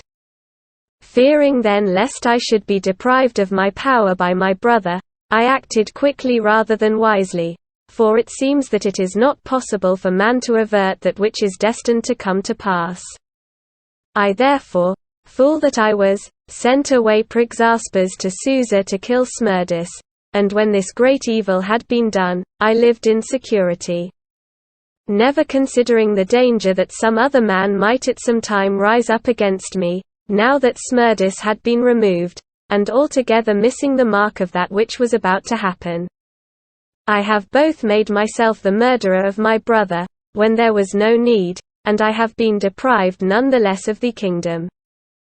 For it was in fact Smerdis the Magian of whom the divine power declared to me beforehand in the vision that he should rise up against me. So then, as I say, this deed has been done by me. And ye must imagine that ye no longer have Smerdis the son of Cyrus alive, but it is in truth the Magins who are masters of your kingdom. He whom I left is guardian of my household and his brother Smerdis. The man then who ought above all others to have taken vengeance on my behalf for the dishonor which I have suffered from the Magins. has ended his life by an unholy death received from the hands of those who were his nearest of kin. And since he is no more, it becomes most needful for me, as the thing next best of those which remain, to charge you, O Persians, with that which dying I desire should be done for me. This then I lay upon you, calling upon the gods of the royal house to witness it, upon you and most of all upon those of the Achaemenidae who are present here, that ye do not permit the return of the chief power to the Medes. But that if they have acquired it by craft they be deprived of it by you, or if they have conquered it by any kind of force, by force and by a strong hand ye recover it. And if ye do this, may the earth bring forth her produce and may your wives and your cattle be fruitful, while ye remain free forever. But if ye do not recover the power nor attempt to recover it, I pray that curses the contrary of these blessings may come upon you. And moreover that each man of the Persians may have an end to his life like that which has come upon me." Then as soon as he had finished speaking these things, Cambyses began to bewail and make lamentation for all his fortunes. And the Persians, when they saw that the king had begun to bewail himself, both rent the garments which they wore and made lamentation without stint. After this, when the bone had become diseased and the thigh had mortified, Cambyses the son of Cyrus was carried off by the wound, having reigned in all 7 years and 5 months. And being absolutely childless both of male and female offspring. The Persians meanwhile who were present there were very little disposed to believe that the power was in the hands of the Magins. On the contrary, they were surely convinced that Cambyses had said that which he said about the death of Smerdis to deceive them, in order that all the Persians might be moved to war against him. These then were surely convinced that Smerdis the son of Cyrus was established to be king, for Prexaspes also very strongly denied that he had slain Smerdis, since it was not safe, now that Cambyses was dead, for him to say that he had destroyed with his own hand the son of Cyrus. Thus when Cambyses had brought his life to an end, the Magian became king without disturbance, usurping the place of his namesake Smerdis the son of Cyrus, and he reigned during the 7 months which were wanting yet to Cambyses for the completion of the 8 years. And during them he performed acts of great benefit to all his subjects, so that after his death all those in Asia except the Persians themselves mourned for his loss. For the Magian sent messengers abroad to every nation over which he ruled, and proclaimed freedom from military service and from tribute for 3 years. This proclamation, I say, he made at once when he established himself upon the throne, but in the 8th month it was discovered who he was in the following manner. There was one Otanes the son of Pharnaspes, in birth and in wealth not inferior to any of the Persians. This Otanes was the first who had had suspicion of the Magian, that he was not Smerdis the son of Cyrus but the person that he really was. Drawing his inference from these facts, namely that he never went abroad out of the fortress, and that he did not summon into his presence any of the honorable men among the Persians. And having formed a suspicion of him, he proceeded to do as follows. Cambyses had taken to wife his daughter, whose name was Phadime. And this same daughter the Magian at that time was keeping as his wife and living with her as with all the rest also of the wives of Cambyses. Otanes therefore sent a message to this daughter and asked her who the man was by whose side she slept, whether Smerdis the son of Cyrus or some other. She sent back word to him saying that she did not know, for she had never seen Smerdis the son of Cyrus, nor did she know otherwise who he was who lived with her. Otanes then sent a second time and said, If thou dost not thyself know Smerdis the son of Cyrus, then do thou ask of Atossa who this man is, with whom both she and thou live as wives. For assuredly it must be that she knows her own brother. To this the daughter sent back word, I am not able either to come to speech with Atossa or to see any other of the women who live here with me. For as soon as this man, whosoever he may be, succeeded to the kingdom, he separated us and placed us in different apartments by ourselves. When Otanes heard this, the matter became more and more clear to him, and he sent another message in to her, which said, Daughter, it is right for thee, nobly born as thou art, to undertake any risk which thy father bids thee take upon thee. For if in truth this is not Smerdis the son of Cyrus but the man whom I suppose, he ought not to escape with impunity either for taking thee to his bed or for holding the dominion of Persians, but he must pay the penalty. Now therefore do as I say. When he sleeps by thee and thou perceivest that he is sound asleep, feel his ears, and if it prove that he has ears, then believe that thou art living with Smerdis the son of Cyrus, but if not, believe that it is with the Magian Smerdis. To this Phedime sent an answer saying that, if she should do so, she would run a great risk, for supposing that he should chance not to have his ears, and she were detected feeling for them, she was well assured that he would put her to death, but nevertheless she would do this. So she undertook to do this for her father. But as for this Magian Smerdis, he had had his ears cut off by Cyrus the son of Cambyses when he was king, for some grave offense.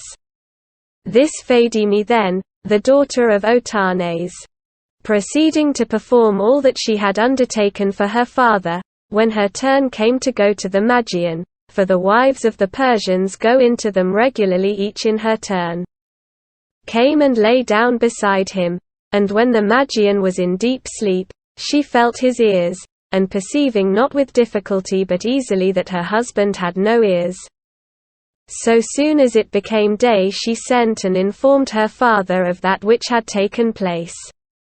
Then Otanes took to him Aspathines and Gobryas, who were leading men among the Persians and also his own most trusted friends, and related to them the whole matter, and they, as it then appeared, had suspicions also themselves that it was so. And when Otanes reported this to them, they readily accepted his proposals. Then it was resolved by them that each one should associate with himself that man of the Persians whom he trusted most. So Otanes brought in Intaphrines, Gobryas brought in Megabyzos, and Aspathines brought in Hydans. When they had thus become 6, Darius the son of Hystaspes arrived at Susa, having come from the land of Persia, for of this his father was governor. Accordingly when he came, the 6 men of the Persians resolved to associate Darius also with themselves. These then having come together, being 7 in number, gave pledges of faith to one another and deliberated together. And when it came to Darius to declare his opinion, he spoke to them as follows. I thought that I alone knew this, namely that it was the Magian who was reigning as king and that Smerdis the son of Cyrus had brought his life to an end. And for this very reason I am come with earnest purpose to contrive death for the Magian. Since however it has come to pass that ye also know and not I alone, I think it well to act at once and not to put the matter off, for that is not the better way. To this reply of a noble stock, and thou art showing thyself, as it seems, in no way inferior to thy father. Do not however hasten this enterprise so much without consideration, but take it up more prudently. For we must first become more in numbers, and then undertake the matter. In answer to this Darius said, Men who are here present, if ye shall follow the way suggested by Otanes, know that ye will perish miserably, for someone will carry word to the Magian, getting gain thereby privately for himself. Your best way would have been to do this action upon your own risk alone. But since it seemed good to you to refer the matter to a greater number, and ye communicated it to me, either let us do the deed today, or be ye assured that if this present day shall pass by, None other shall prevent me as your accuser, but I will myself tell these things to the Magian." To this Otanes, when he saw Darius in violent haste, replied, "Since thou dost compel us to hasten the matter and dost not permit us to delay, come expound to us thyself in what manner we shall pass into the palace and lay hands upon them. For that there are guards set in various parts, thou knowest probably thyself as well as we, if not from sight at least from hearsay. And in what manner shall we pass through thee?" Darius made reply with these words, "O Tanes, there are many things in sooth which it is not possible to set forth in speech, but only in deed. And other things there are which in speech can be set forth, but from them comes no famous deed. Know ye however that the guards which are set are not difficult to pass, for in the first place, we being what we are, there is no one who will not let us go by, partly, as may be supposed, from having respect for us, and partly also perhaps from fear. And secondly, I have myself a most specious pretext by means of which we may pass by. For I shall say that I am just now come from the Persian land and desire to declare to the king a certain message from my father, for where it is necessary that a lie be spoken, let it be spoken.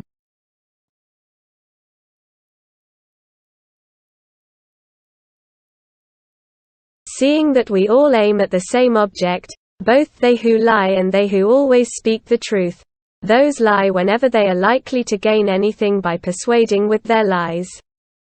And these tell the truth in order that they may draw to themselves gain by the truth, and that things may be entrusted to them more readily.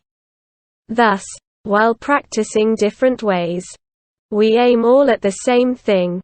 If however they were not likely to make any gain by it, the truth-teller would lie and the liar would speak the truth, with indifference.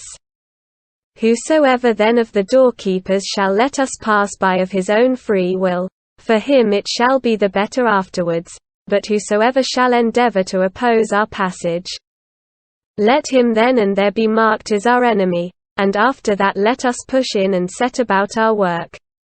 Then said Gobryas, "Friends, at what time will there be a fairer opportunity for us either to recover our rule, or, if we are not able to get it again, to die?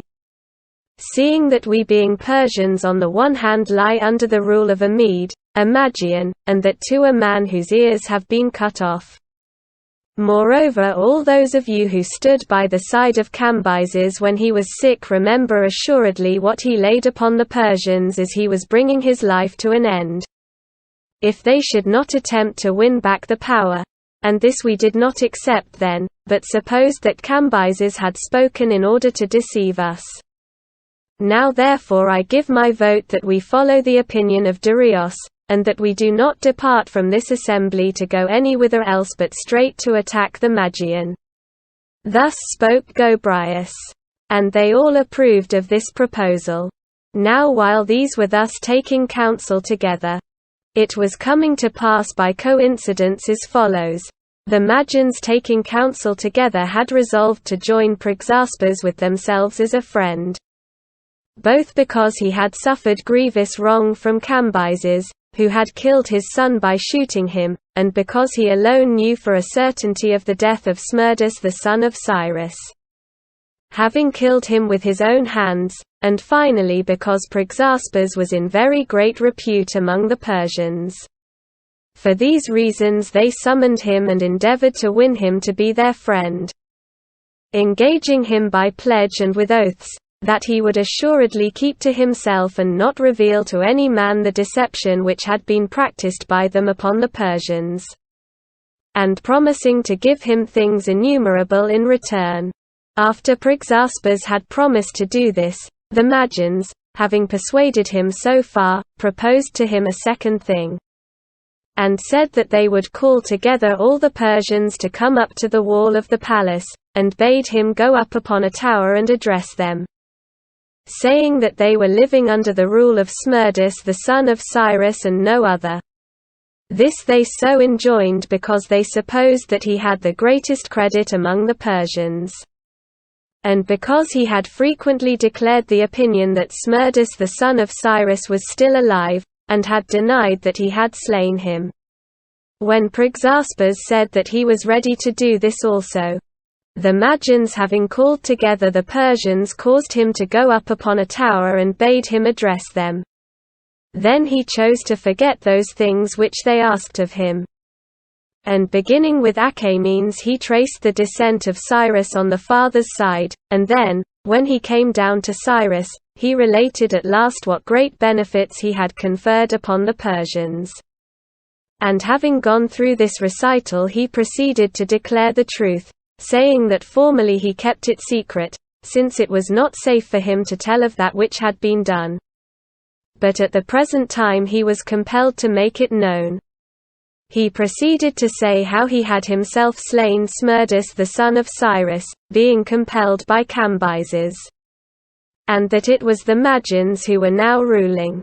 Then he made imprecation of many evils on the Persians, if they did not win back again the power and take vengeance upon the Magins.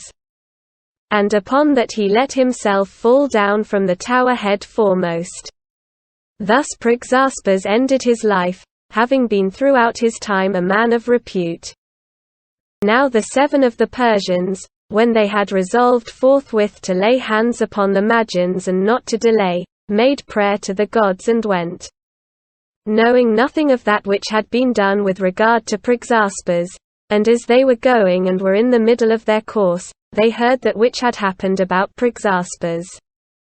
Upon that they retired out of the way and again considered with themselves, Otanes and his supporters strongly urging that they should delay and not set to the work when things were thus disturbed. While Darius and those of his party urged that they should go forthwith and do that which had been resolved, and not delay. Then while they were contending, there appeared 7 pairs of hawks pursuing 2 pairs of vultures, plucking out their feathers and tearing them.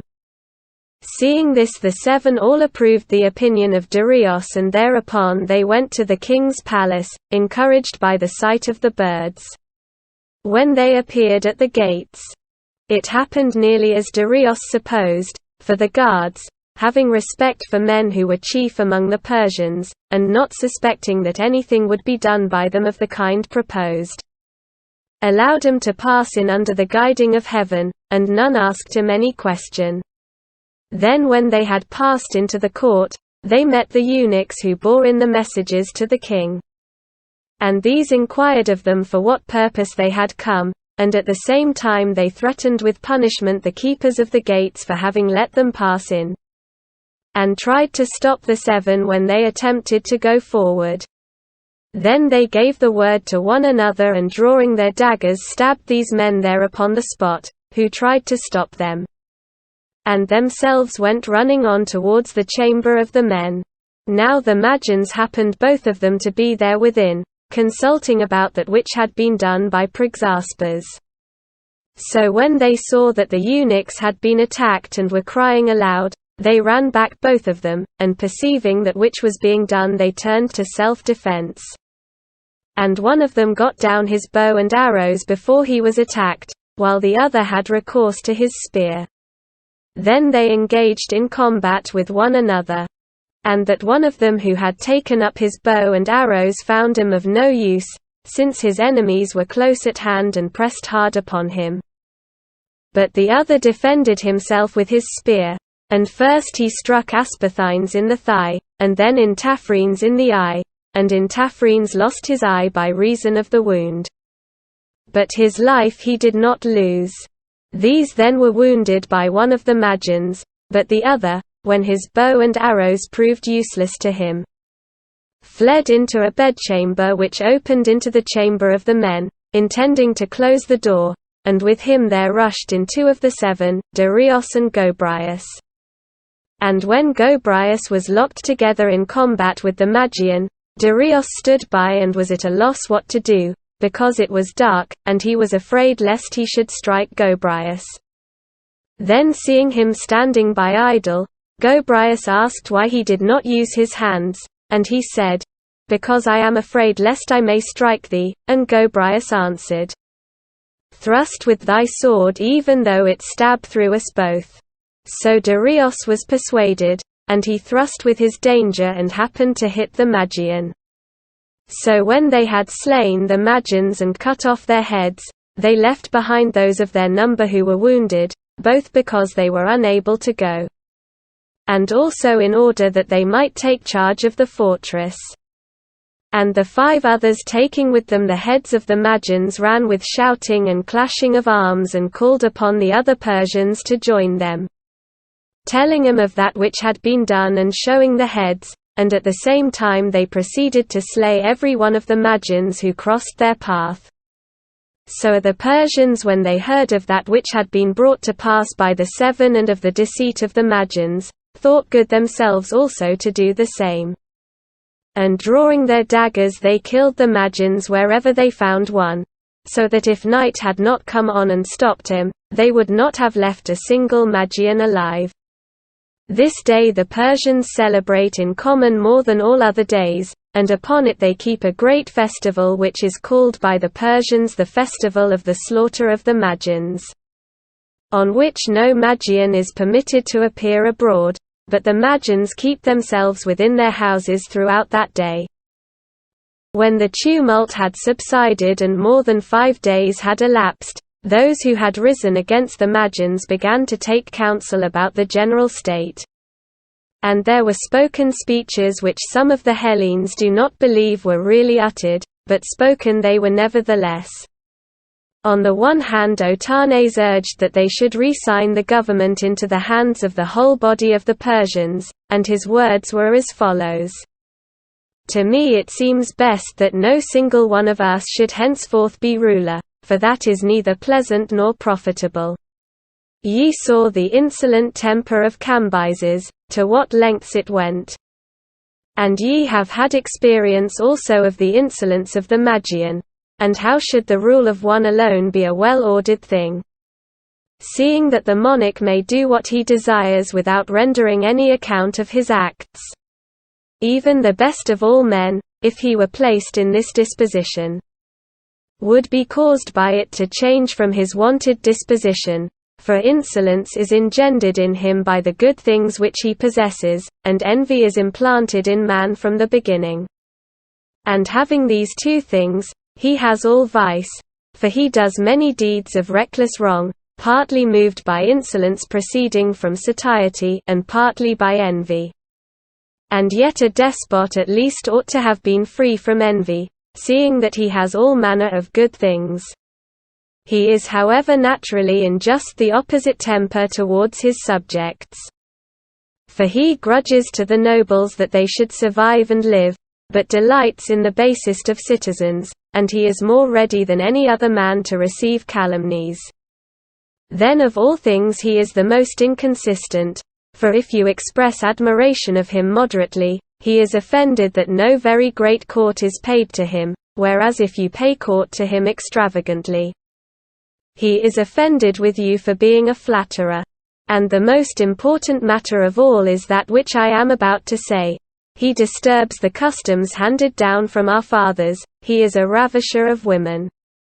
And he puts men to death without trial. On the other hand, the rule of many has first a name attaching to it which is the fairest of all names, that is to say, equality. Next, the multitude does none of those things which the monarch does. Offices of state are exercised by lot, and the magistrates are compelled to render account of their action. And finally all matters of deliberation are referred to the public assembly. I therefore give as my opinion that we let monarchy go and increase the power of the multitude. For in the many is contained everything. This was the opinion expressed by Otanes, but Megabyzos urged that they should entrust matters to the rule of a few, saying these words: That which Otanes said in opposition to a tyranny, let it be counted as said for me also, but in that which he said urging that we should make over the power to the multitude, he has missed the best counsel, for nothing is more senseless or insolent than a worthless crowd, and for men flying from the insolence of a despot to fall into that of unrestrained popular power. is by no means to be endured, for he, if he does anything, does it knowing what he does, but the people cannot even know. For how can that know which has neither been taught anything noble by others nor perceived anything of itself, but pushes on matters with violent impulse and without understanding? Like a torrent stream, rule of the people, then let them adopt who are foes to the Persians, but let us choose a company of the best men, and to them attach the chief power. For in the number of these we shall ourselves also be, and it is likely that the resolutions taken by the best men will be the best. This was the opinion expressed by Megabyzos.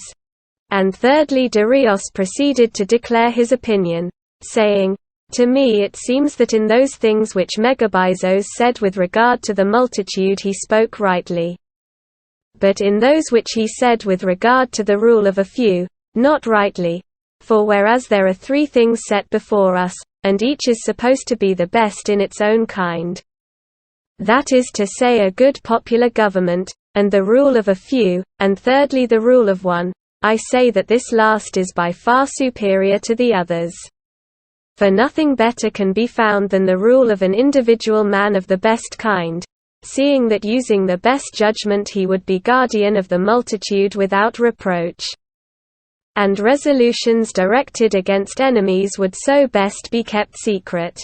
In an oligarchy, however, it happens often that many, while practicing virtue with regard to the commonwealth, have strong private enmities arising among themselves, for as each man desires to be himself the leader and to prevail in councils, they come to great enmities with one another.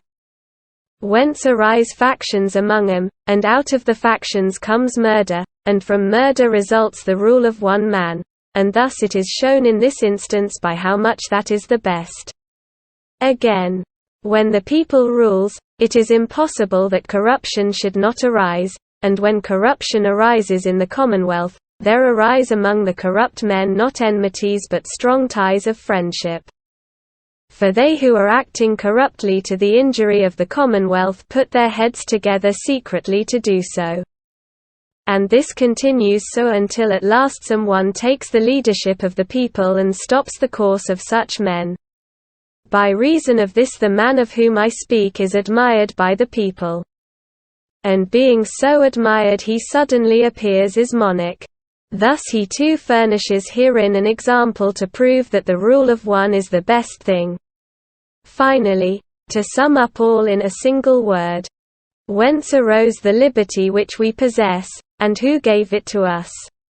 Was it a gift of the people or of an oligarchy or of a monarch? I therefore am of opinion that we, having been set free by one man, should preserve that form of rule, and in other respects also that we should not annul the customs of our fathers which are ordered well. For that is not the better way. These 3 opinions then had been proposed, and the other 4 men of the 7 gave their assent to the last. So when Otanes, who was desirous to give equality to the Persians, found his opinion defeated, he spoke to those assembled thus: Partisans, it is clear that some one of us must become king. Selected either by casting lots, or by entrusting the decision to the multitude of the Persians and taking him whom it shall choose, or by some other means. I therefore shall not be a competitor with you, for I do not desire either to rule or to be ruled, and on this condition I withdraw from my claim to rule. Namely that I shall not be ruled by any of you, either I myself or my descendants in future time." When he had said this, the 6 made agreement with him on those terms. And he was no longer a competitor with them, but withdrew from the assembly, and at the present time this house remains free alone of all the Persian houses, and submits to rule only so far as it wills to do so itself, not transgressing the laws of the Persians. The rest, however, of the 7 continued to deliberate how they should establish a king in the most just manner, and it was resolved by them that to Otanes and his descendants in succession, if the kingdom should come to any other of the 7, there should be given as special gifts a Median dress every year and all those presents which are esteemed among the Persians to be the most valuable.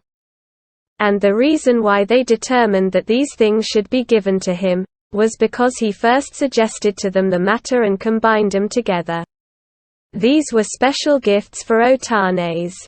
And this they also determined for all in common, namely that any one of the 7 who wished might pass into the royal palaces without any to bear in a message. Unless the king happened to be sleeping with his wife, and that it should not be lawful for the king to marry from any other family, but only from those of the men who had made insurrection with him.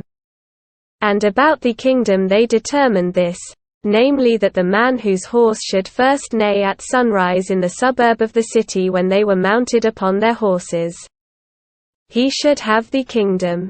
Now Darius had a clever horsekeeper, whose name was Oibes. To this man, when they had left their assembly, Darius spoke these words, Oibes, we have resolved to do about the kingdom thus, namely that the man whose horse first neighs at sunrise, when we are mounted upon our horses he shall be king. Now therefore, if thou hast any cleverness, contrive that we may obtain this prize, and not any other man.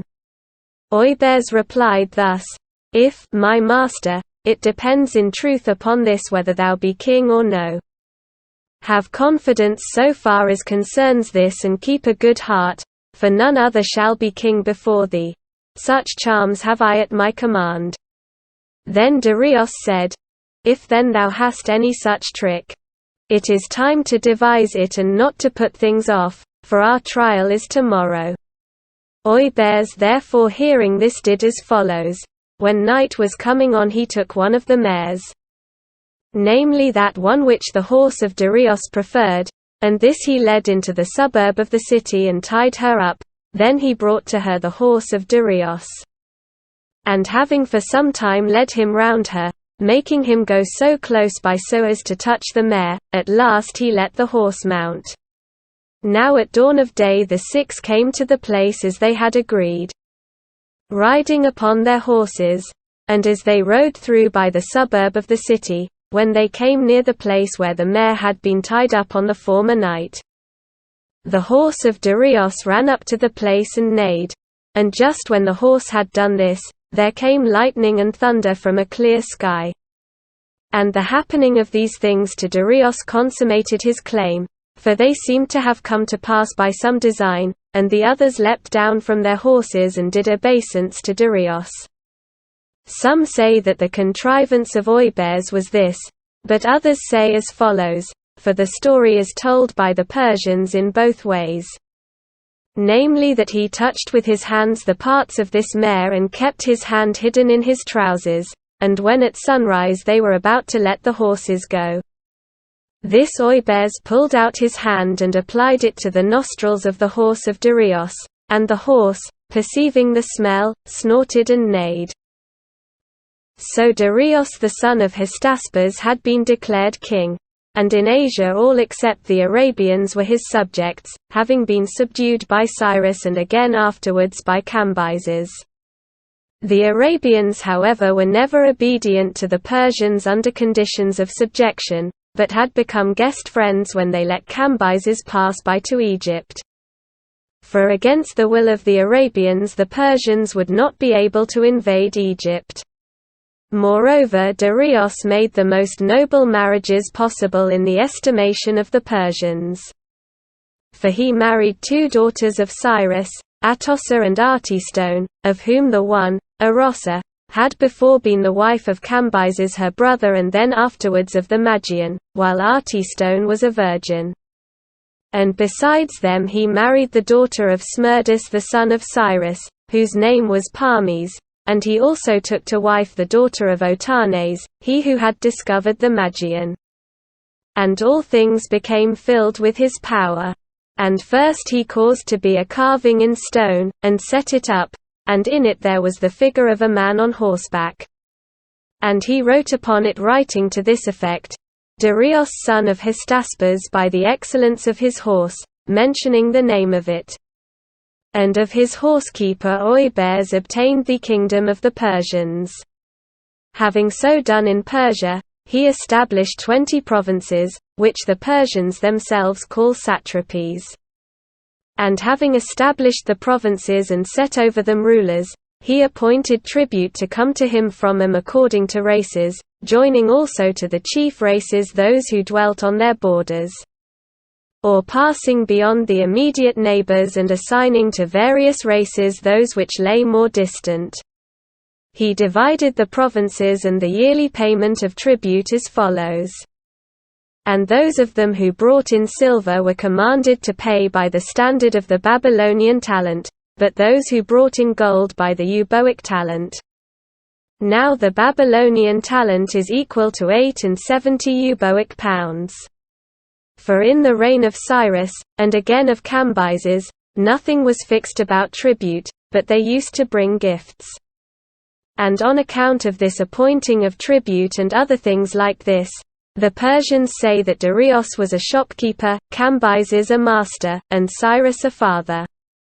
The one because he dealt with all his affairs like a shopkeeper, the second because he was harsh and had little regard for any one, and the other because he was gentle and contrived for them all things good. From the Ionians and the Magnesians who dwell in Asia and the Aeolians, Carians, Lycians, Millians and Pamphylians, for one single sum was appointed by him as tribute for all these, there came in 400 talents of silver. This was appointed by him to be the first division. From the Mysians and Lydians and Laconians and Cabalians and Hytenians there came in 500 talents, this is the second division. From the Hellespontians who dwell on the right is one sails in, and the Phrygians and the Thracians who dwell in Asia and the Paphlagonians and Mariandinoi and Syrians the tribute was 360 talents. This is the third division. From the Cilicians, besides 360 white horses, one for every day in the year, there came also 500 talents of silver. Of these 140 talents were spent upon the horsemen which served as a guard to the Cilician land, and the remaining 360 came in year by year to Darius. This is the fourth division.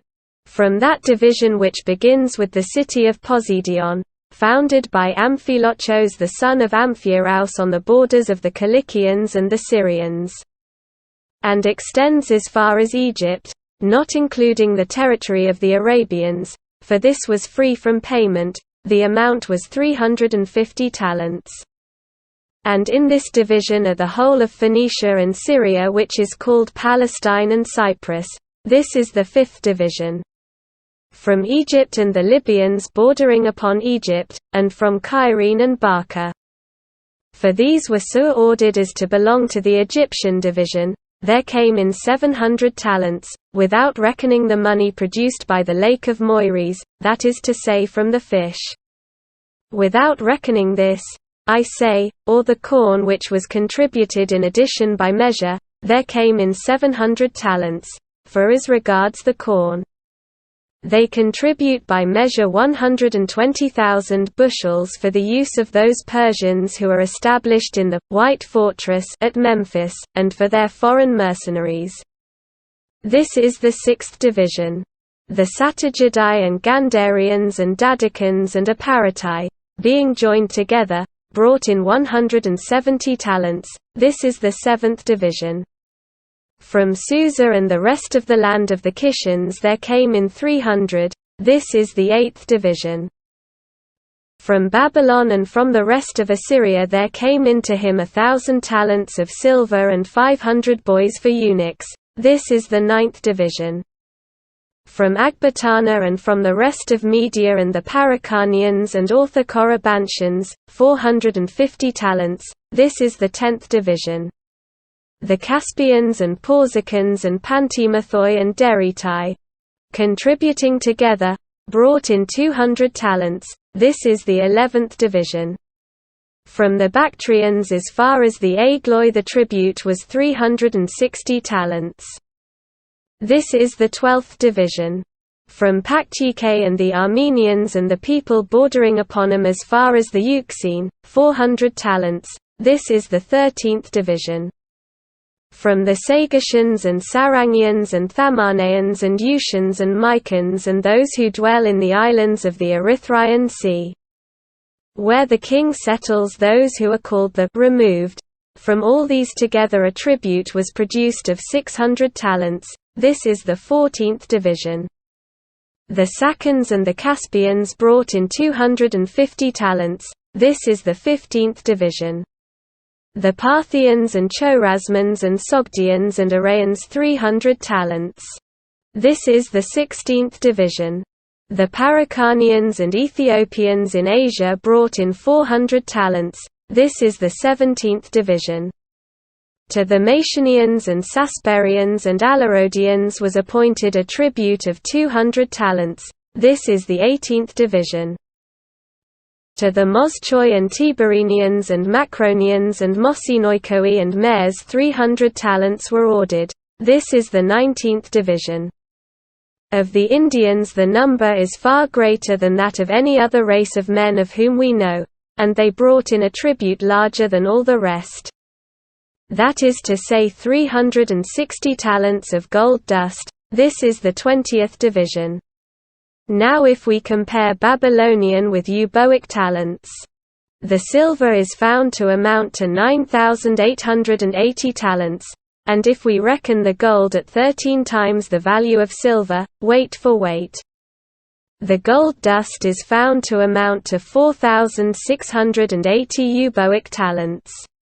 These being all added together, the total which was collected as yearly tribute for Darius amounts to 14,560 Euboic talents. The sums which are less than these I pass over and do not mention. This was the tribute which came into Darius from Asia and from a small part of Libya, but as time went on, other tribute came in also from the islands and from those who dwell in Europe as far as Thessaly. This tribute the king stores up in his treasury in the following manner: he melts it down and pours it into jars of earthenware. And when he has filled the jars he takes off the earthenware jar from the metal, and when he wants money he cuts off so much as he needs on each occasion. These were the provinces and the assessments of tribute, and the Persian land alone has not been mentioned by me as paying a contribution. For the Persians have their land to dwell in free from payment. The following moreover had no tribute fixed for them to pay, but brought gifts, namely the Ethiopians who border upon Egypt, whom Cambyses subdued as he marched against the long-lived Ethiopians, those who dwell about Nyssa, which is called sacred, and who celebrate the festivals in honor of Dionysos. These Ethiopians and those who dwell near them have the same kind of seed as the Kalantian Indians, and they have underground dwellings. These both together brought every other year, and continue to bring even to my own time, 2 quart measures of unmelted gold and 200 blocks of ebony and 5 Ethiopian boys and 20 large elephant tusks. The Colchians also had set themselves among those who brought gifts, and with them those who border upon them, extending as far as the range of the Caucasus, for the Persian rule extends as far as these mountains. But those who dwell in the parts beyond Caucasus toward the north wind regard the Persians no longer. These, I say, continued to bring the gifts which they had fixed for themselves every 4 years even down to my own time, that is to say, 100 boys and 100 maidens. Finally, the Arabians brought 1,000 talents of frankincense every year. Such were the gifts which these brought to the king apart from the tribute. Now this great quantity of gold, out of which the Indians bring in to the king the gold dust which has been mentioned, is obtained by them in a manner which I shall tell. That part of the Indian land which is towards the rising sun is sand. For of all the peoples in Asia of which we know or about which any certain report is given, the Indians dwell furthest away towards the east and the sunrising. seeing that the country to the east of the Indians is desert on account of the sand. Now there are many tribes of Indians, and they do not agree with one another in language. And some of them are pastoral and others not so, and some dwell in the swamps of the river and feed upon raw fish, which they catch by fishing from boats made of cane. And each boat is made of one joint of cane. These Indians of which I speak wear clothing made of rushes. They gather and cut the rushes from the river and then weave them together into a kind of mat and put it on like a corselet. Others of the Indians, dwelling to the east of these, are pastoral and eat raw flesh. These are called Padaeans, and they practice the following customs, whenever any of their tribe falls ill.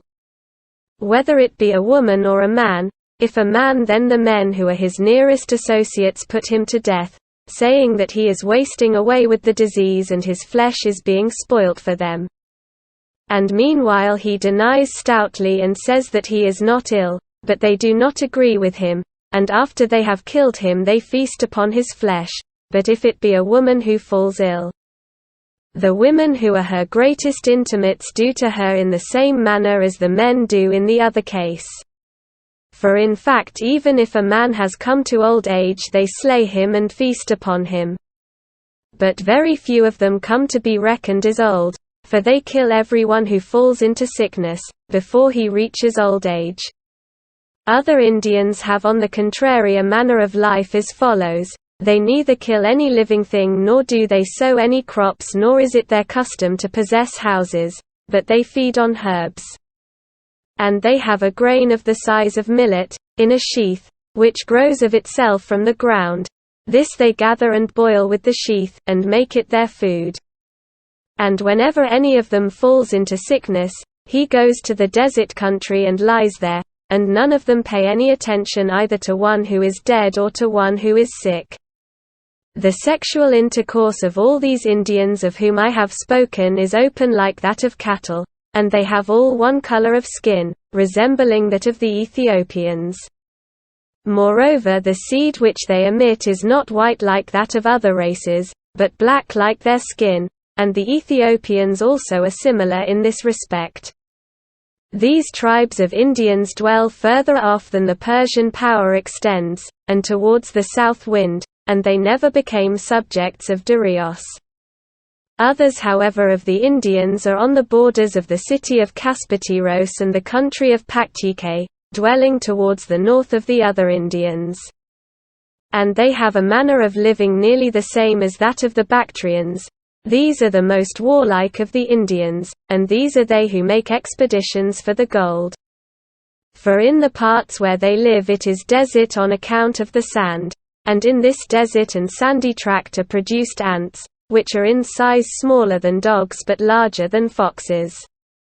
For there are some of them kept at the residence of the king of Persia, which are caught here. These ants then make their dwelling underground and carry up the sand just in the same manner as the ants found in the land of the Hellenes, which they themselves also very much resemble in form. And the sand which is brought up contains gold. To obtain this sand the Indians make expeditions into the desert, each one having yoked together 3 camels. Placing a female in the middle and a male like a trace horse to draw by each side. On this female he mounts himself, having arranged carefully that she shall be taken to be yoked from young ones. The more lately born the better. For their female camels are not inferior to horses in speed, and moreover they are much more capable of bearing weights. As to the form of the camel, I do not here describe it, since the Hellenes for whom I write are already acquainted with it, but I shall tell that which is not commonly known about it. Which is this: the camel has in the hind legs 4 thighs and 4 knees, and its organs of generation are between the hind legs, turned towards the tail. The Indians, I say, ride out to get the gold in the manner and with the kind of yoking which I have described, making calculations so that they may be engaged in carrying it off at the time when the greatest heat prevails, for the heat causes the ants to disappear underground. Now among these nations the sun is hottest in the morning hours, not at midday as with others, but from sunrise to the time of closing the market. And during this time it produces much greater heat than at midday in Hellas, so that it is said that then they drench themselves with water. Midday however has about equal degree of heat with the Indians as with other men, while after midday their sun becomes like the morning sun with other men, and after this, as it goes further away, it produces still greater coolness, until at last at sunset it makes the air very cool indeed. When the Indians have come to the place with bags, they fill them with the sand and ride away back as quickly as they can, for forthwith the ants, perceiving, as the Persians allege, by the smell, begin to pursue them, and this animal, they say, is superior to every other creature in swiftness, so that unless the Indians got a start in their course, while the ants were gathering together, not one of them would escape. So then the male camels, for they are inferior in speed of running to the females, if they drag behind or even let loose from the side of the female, one after the other. The females however, remembering the young which they left behind, do not show any slackness in their course. Thus it is that the Indians get most part of the gold, as the Persians say. There is however other gold also in their land obtained by digging, but in smaller quantities. It seems indeed that the extremities of the inhabited world had allotted to them by nature the fairest things. Just as it was the lot of Hellas to have its seasons far more fairly tempered than other lands, for first, India is the most distant of inhabited lands towards the east, as I have said a little above. And in this land not only the animals, birds as well as four-footed beasts, are much larger than in other places, except the horses, which are surpassed by those of Media called Nessian. But also there is gold in abundance there, some got by digging, some brought down by rivers, and some carried off as I explained just now. And there also the trees which grow wild produce wool which surpasses in beauty and excellence that from sheep, and the Indians wear clothing obtained from these trees. Then again Arabia is the furthest of inhabited lands in the direction of the midday, and in it alone of all lands grow frankincense and myrrh and cassia and cinnamon and gum mastich. All these except myrrh are got with difficulty by the Arabians. Frankincense they collect by burning the storax, which is brought thence to the Hellenes by the Phoenicians, by burning this, I say, so as to produce smoke they take it, for these trees which produce frankincense are guarded by winged serpents, small in size and of various colors, which watch in great numbers about each tree. Of the same kind as those which attempt to invade Egypt, and they cannot be driven away from the trees by any other thing but only the smoke of storax. The Arabians say also that all the world would have been by this time filled with these serpents, if that did not happen with regard to them which I knew happened with regard to vipers. And it seems that the divine providence, as indeed was to be expected, seeing that it is wise, has made all those animals prolific which are of cowardly spirit and good for food, in order that they may not be all eaten up and their race fail, whereas it has made those which are bold and noxious to have small progeny. For example, because the hare is hunted by every beast and bird as well as by man, therefore it is so very prolific as it is. And this is the only one of all beasts which becomes pregnant again before the former young are born, and has in its womb some of its young covered with fur and others bare. And while one is just being shaped in the matrix, another is being conceived. Thus it is in this case, whereas the lioness, which is the strongest and most courageous of creatures, produces one cub once only in her life, for when she produces young she casts out her womb together with her young. And the cause of it is this: when the cub being within the mother begins to move about, then having claws by far sharper than those of any other beast he tears the womb. And as he grows larger he proceeds much further in his scratching. At last the time of birth approaches and there is now nothing at all left of it in a sound condition. Just so also, if vipers and the winged serpents of the Arabians were produced in the ordinary course of their nature, man would not be able to live upon the earth, but as it is, when they couple with one another and the male is in the act of generation, as he lets go from him the seed, the female seizes hold of his neck, and fastening onto it does not relax her hold till she has eaten it through. The male then dies in the manner which I have said. But the female pays the penalty of retribution for the male in this manner. The young while they are still in the womb take vengeance for their father by eating through their mother. And having eaten through her belly they thus make their way out for themselves. Other serpents however, which are not hurtful to man, produce eggs and hatch from them a very large number of offspring.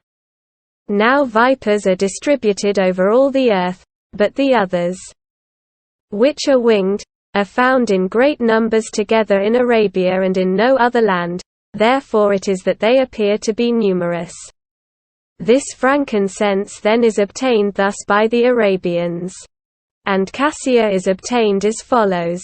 They bind up in cow's hide and other kinds of skins all their body and their face except only the eyes, and then go to get the cassia. This grows in a pool not very deep, and round the pool and in it lodge, it seems, winged beasts nearly resembling bats, and they squeak horribly and are courageous in fight. These they must keep off from their eyes, and so cut the cassia. Cinnamon they collect in a yet more marvelous manner than this. For where it grows and what land produces it they are not able to tell, except only that some say, and it is a probable account, that it grows in those regions where Dionysos was brought up.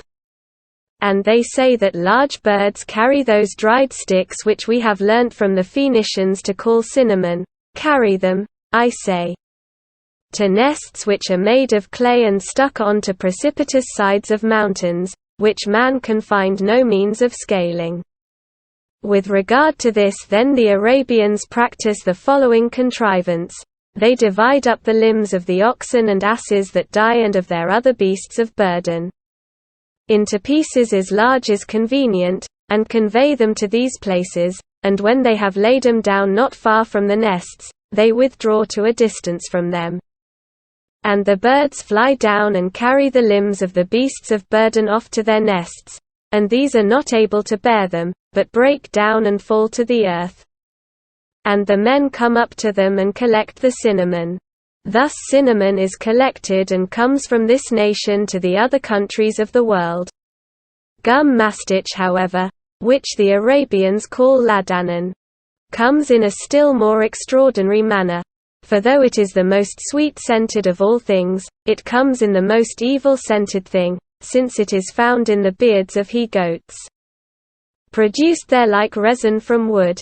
This is of use for the making of many perfumes, and the Arabians use it more than anything else as incense. Let what we have said suffice with regard to spices. And from the land of Arabia there blows a scent of them most marvelously sweet. They have also two kinds of sheep which are worthy of admiration and are not found in any other land. The one kind has the tail long, not less than 3 cubits in length, and if one should allow these to drag these after them, they would have sores from their tails being worn away against the ground. But as it is, every one of the shepherds knows enough of carpentering to make little cars, which they tie under the tails, fastening the tail of each animal to a separate little car. The other kind of sheep has the tail broad, even as much as a cubit in breadth.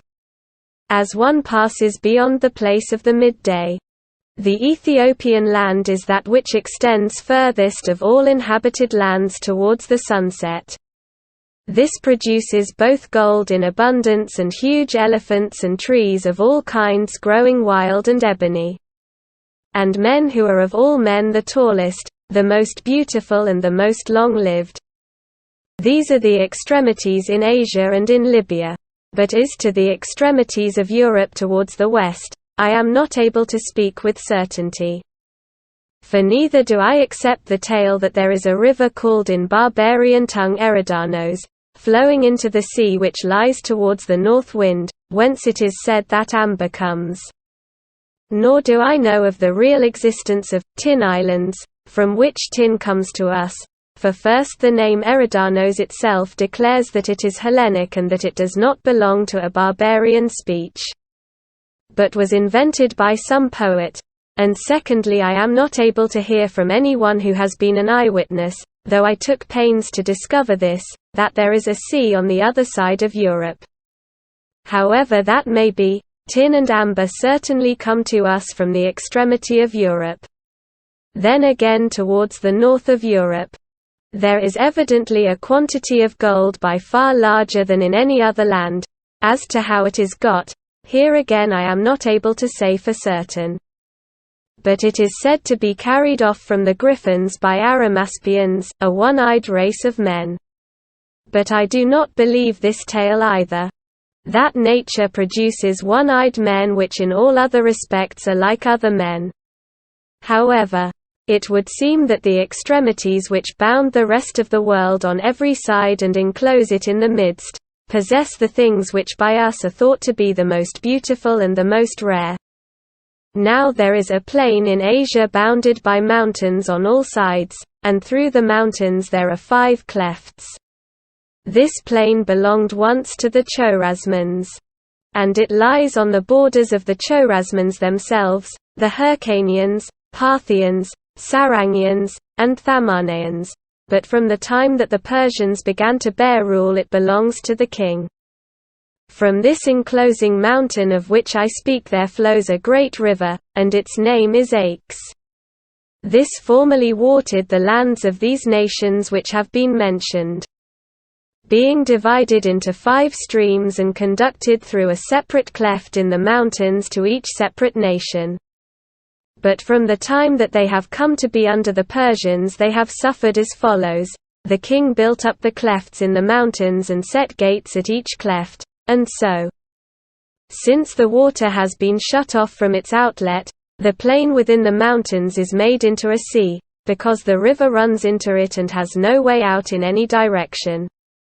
Those therefore who in former times had been wont to make use of the water, not being able now to make use of it are in great trouble, for during the winter they have rain from heaven, as also other men have, but in the summer they desire to use the water when they sow millet and sesame seed.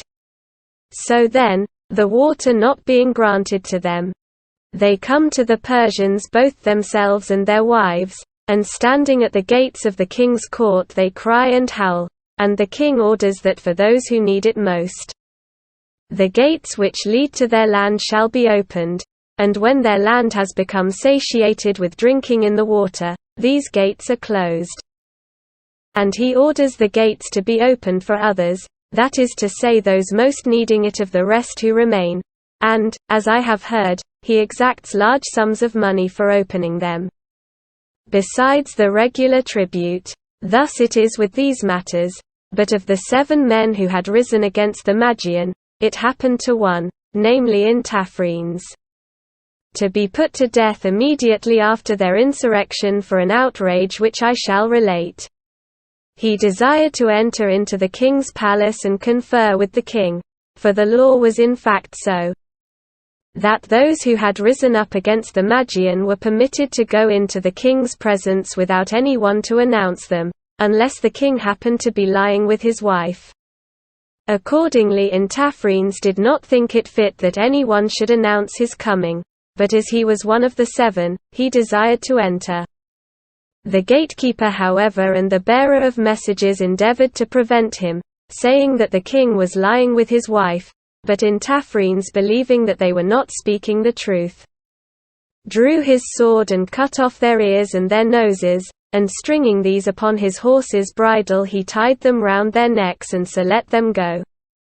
Upon this they showed themselves to the king and told the cause for which they had suffered this, and Darius, fearing that the 6 might have done this by common design, sent for each one separately and made trial of his inclinations, as to whether he approved of that which had been done.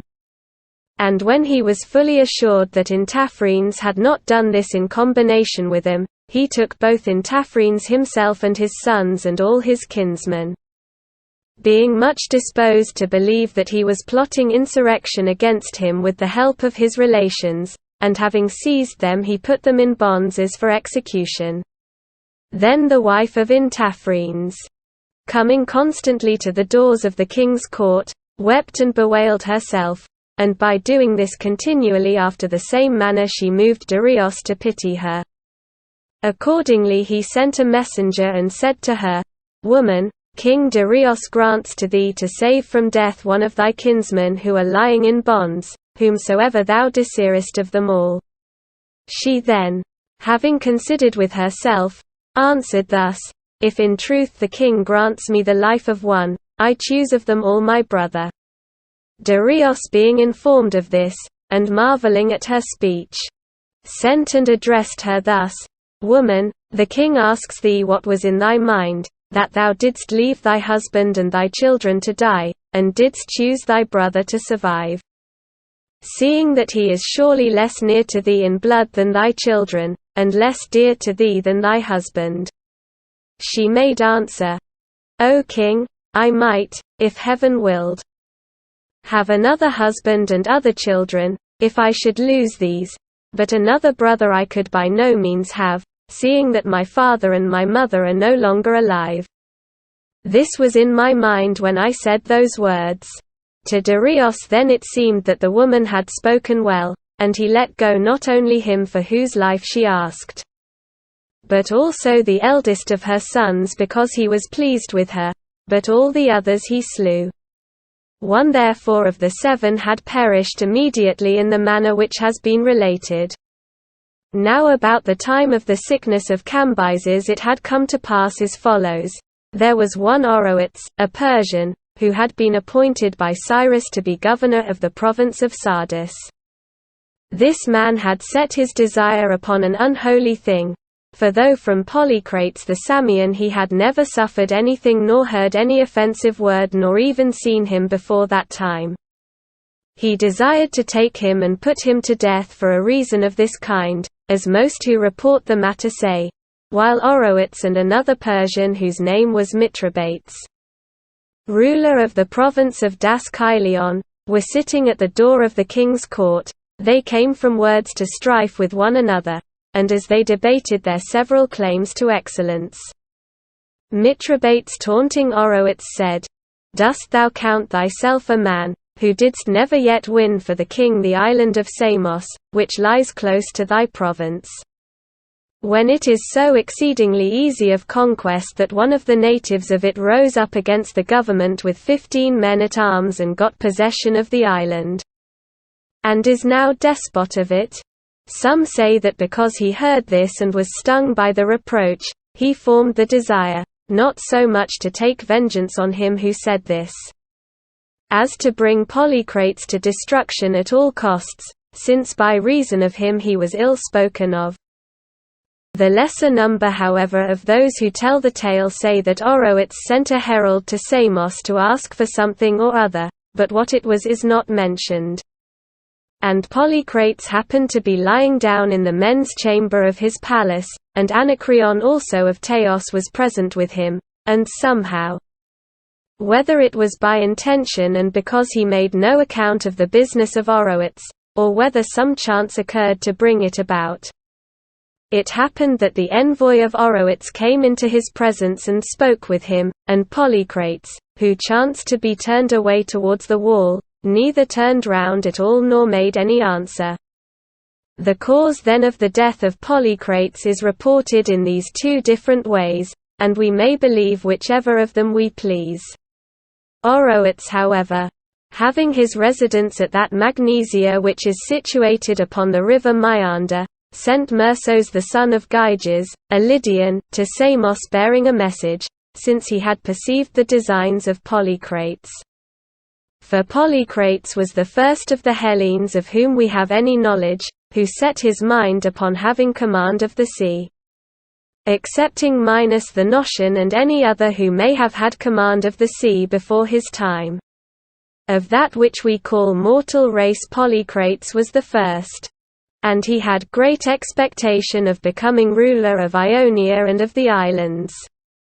Oroets accordingly, having perceived that he had this design, sent a message to him and said thus. Oroets to Polycrates saith as follows.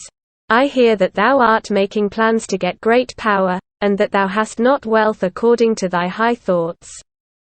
Now therefore if thou shalt do as I shall say, thou wilt do well for thyself on the one hand, and also save me from destruction. For King Cambyses is planning death for me, and this is reported to me so that I cannot doubt it. Do thou then carry away out of danger both myself and with me my wealth. And of this keep a part for thyself and a part let me keep, and then so far as wealth may bring it about, thou shalt be ruler of all Hellas. And if thou dost not believe that which I say about the money, send someone, whosoever happens to be most trusted by thee, and to him I will show it.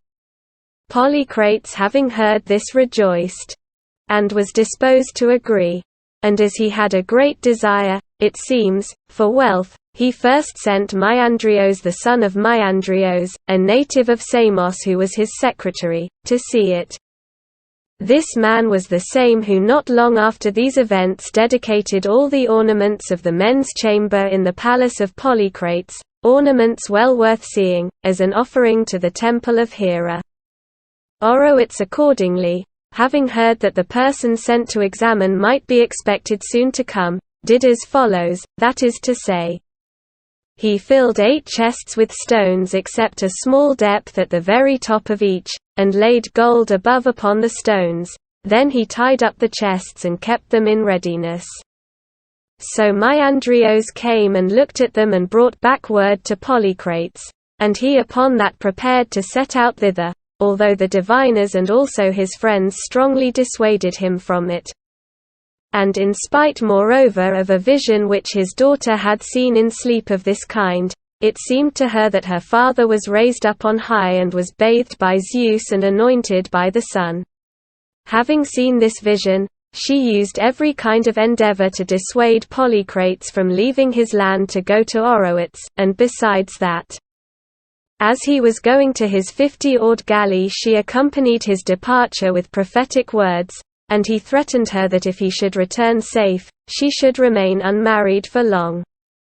But she prayed that this might come to pass, for she desired rather, she said, to be unmarried for long than to be an orphan, having lost her father. Polycrates however neglected every counsel and set sail to go to Oroets, taking with him, besides many others of his friends, Democedes also the son of Calophon, a man of Croton, who was a physician and practiced his art better than any other man of his time. Then when he arrived at Magnesia, Polycrates was miserably put to death in a manner unworthy both of himself and of his high ambition, for accepting those who become despots of the Syracusans. Not one besides of the Hellenic despots is worthy to be compared with Polycrates in magnificence. And when he had killed him in a manner not fit to be told, Oroets impaled his body. And of those who accompanied him, as many as were Samians he released, bidding them be grateful to him that they were free men, but all those of his company who were either allies or servants, he held in the estimation of slaves and kept them. Polycrates then being hung up accomplished wholly the vision of his daughter, for he was bathed by Zeus whenever it rained, and anointed by the sun, giving forth moisture himself from his body. To this end came the great prosperity of Polycrates, as Amasis the king of Egypt had foretold to him. But not long afterwards retribution overtook Oroets in his turn for the murder of Polycrates. For after the death of Cambyses and the reign of the Magins, Oroets remained at Sardis and did no service to the Persians, when they had been deprived of their empire by the Medes.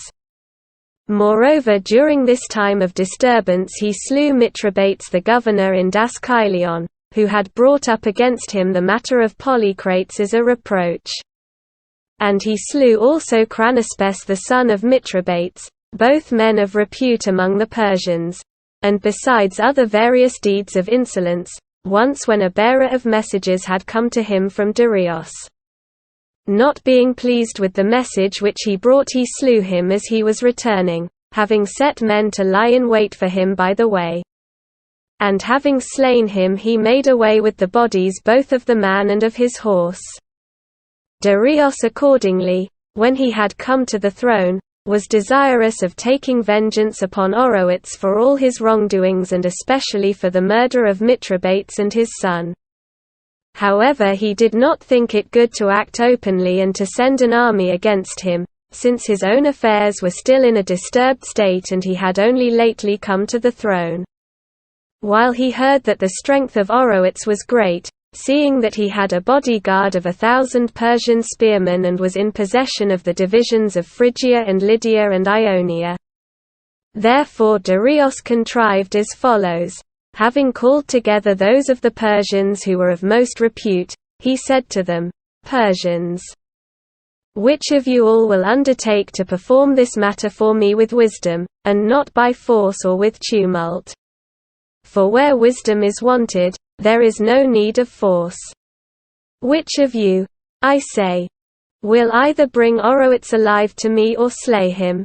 For he never yet did any service to the Persians, and on the other hand he has done to them great evil. First he destroyed 2 of us, Mithridates and his son.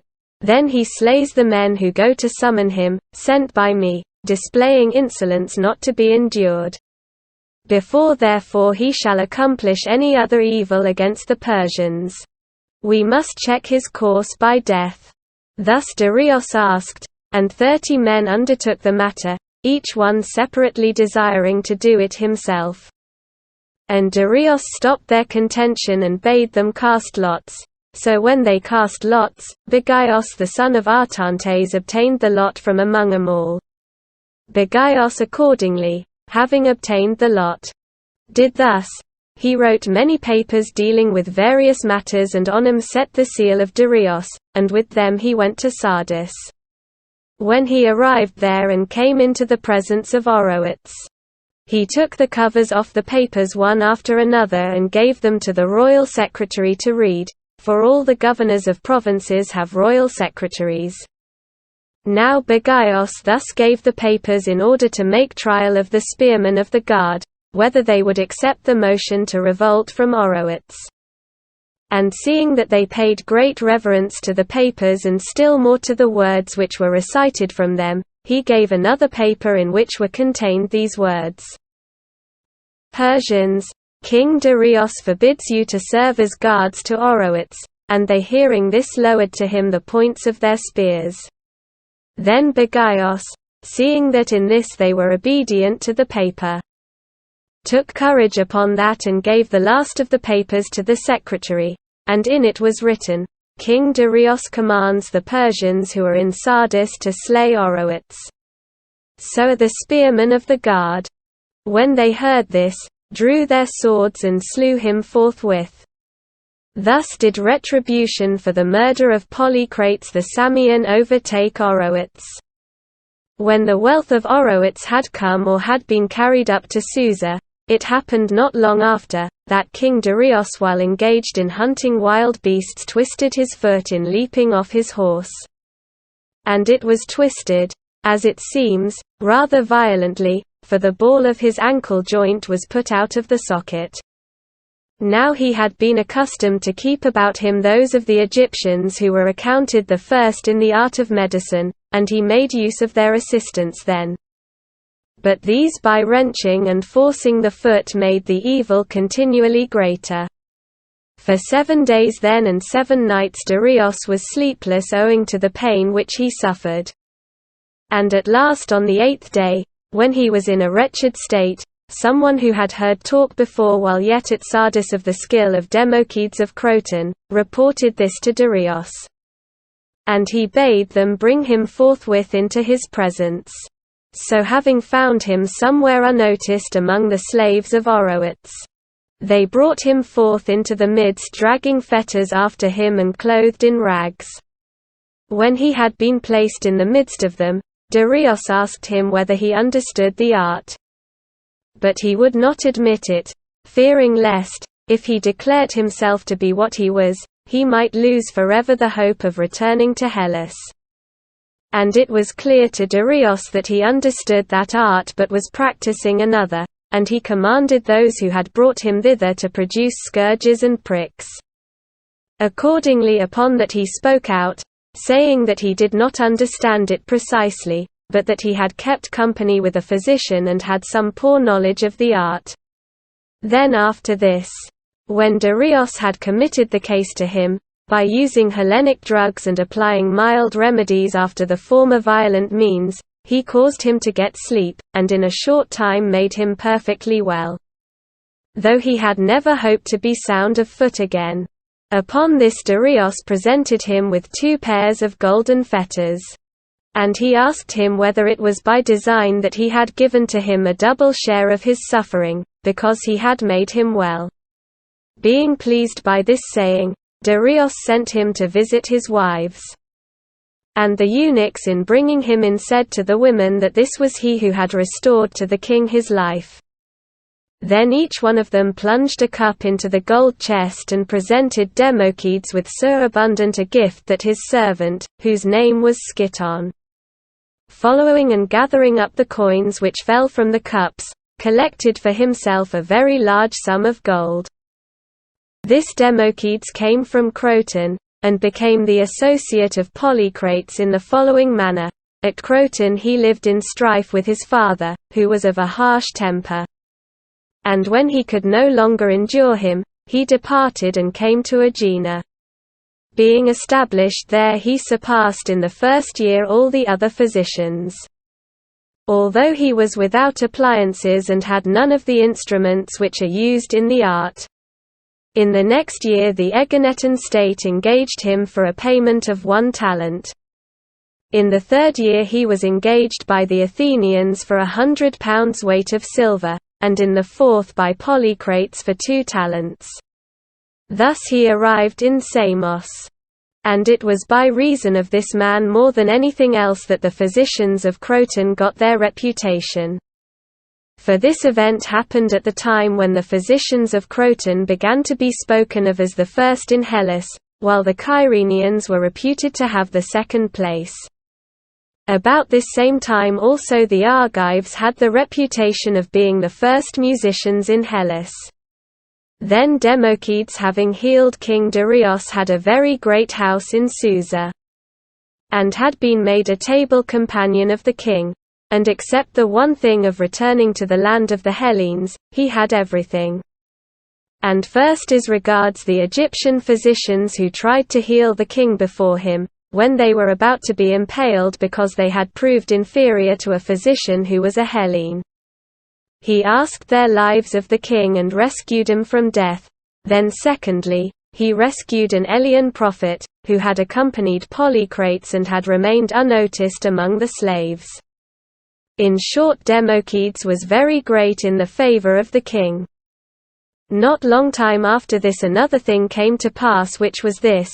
Atossa, the daughter of Cyrus and wife of Darius, had a tumor upon her breast, which afterwards burst and then was spreading further.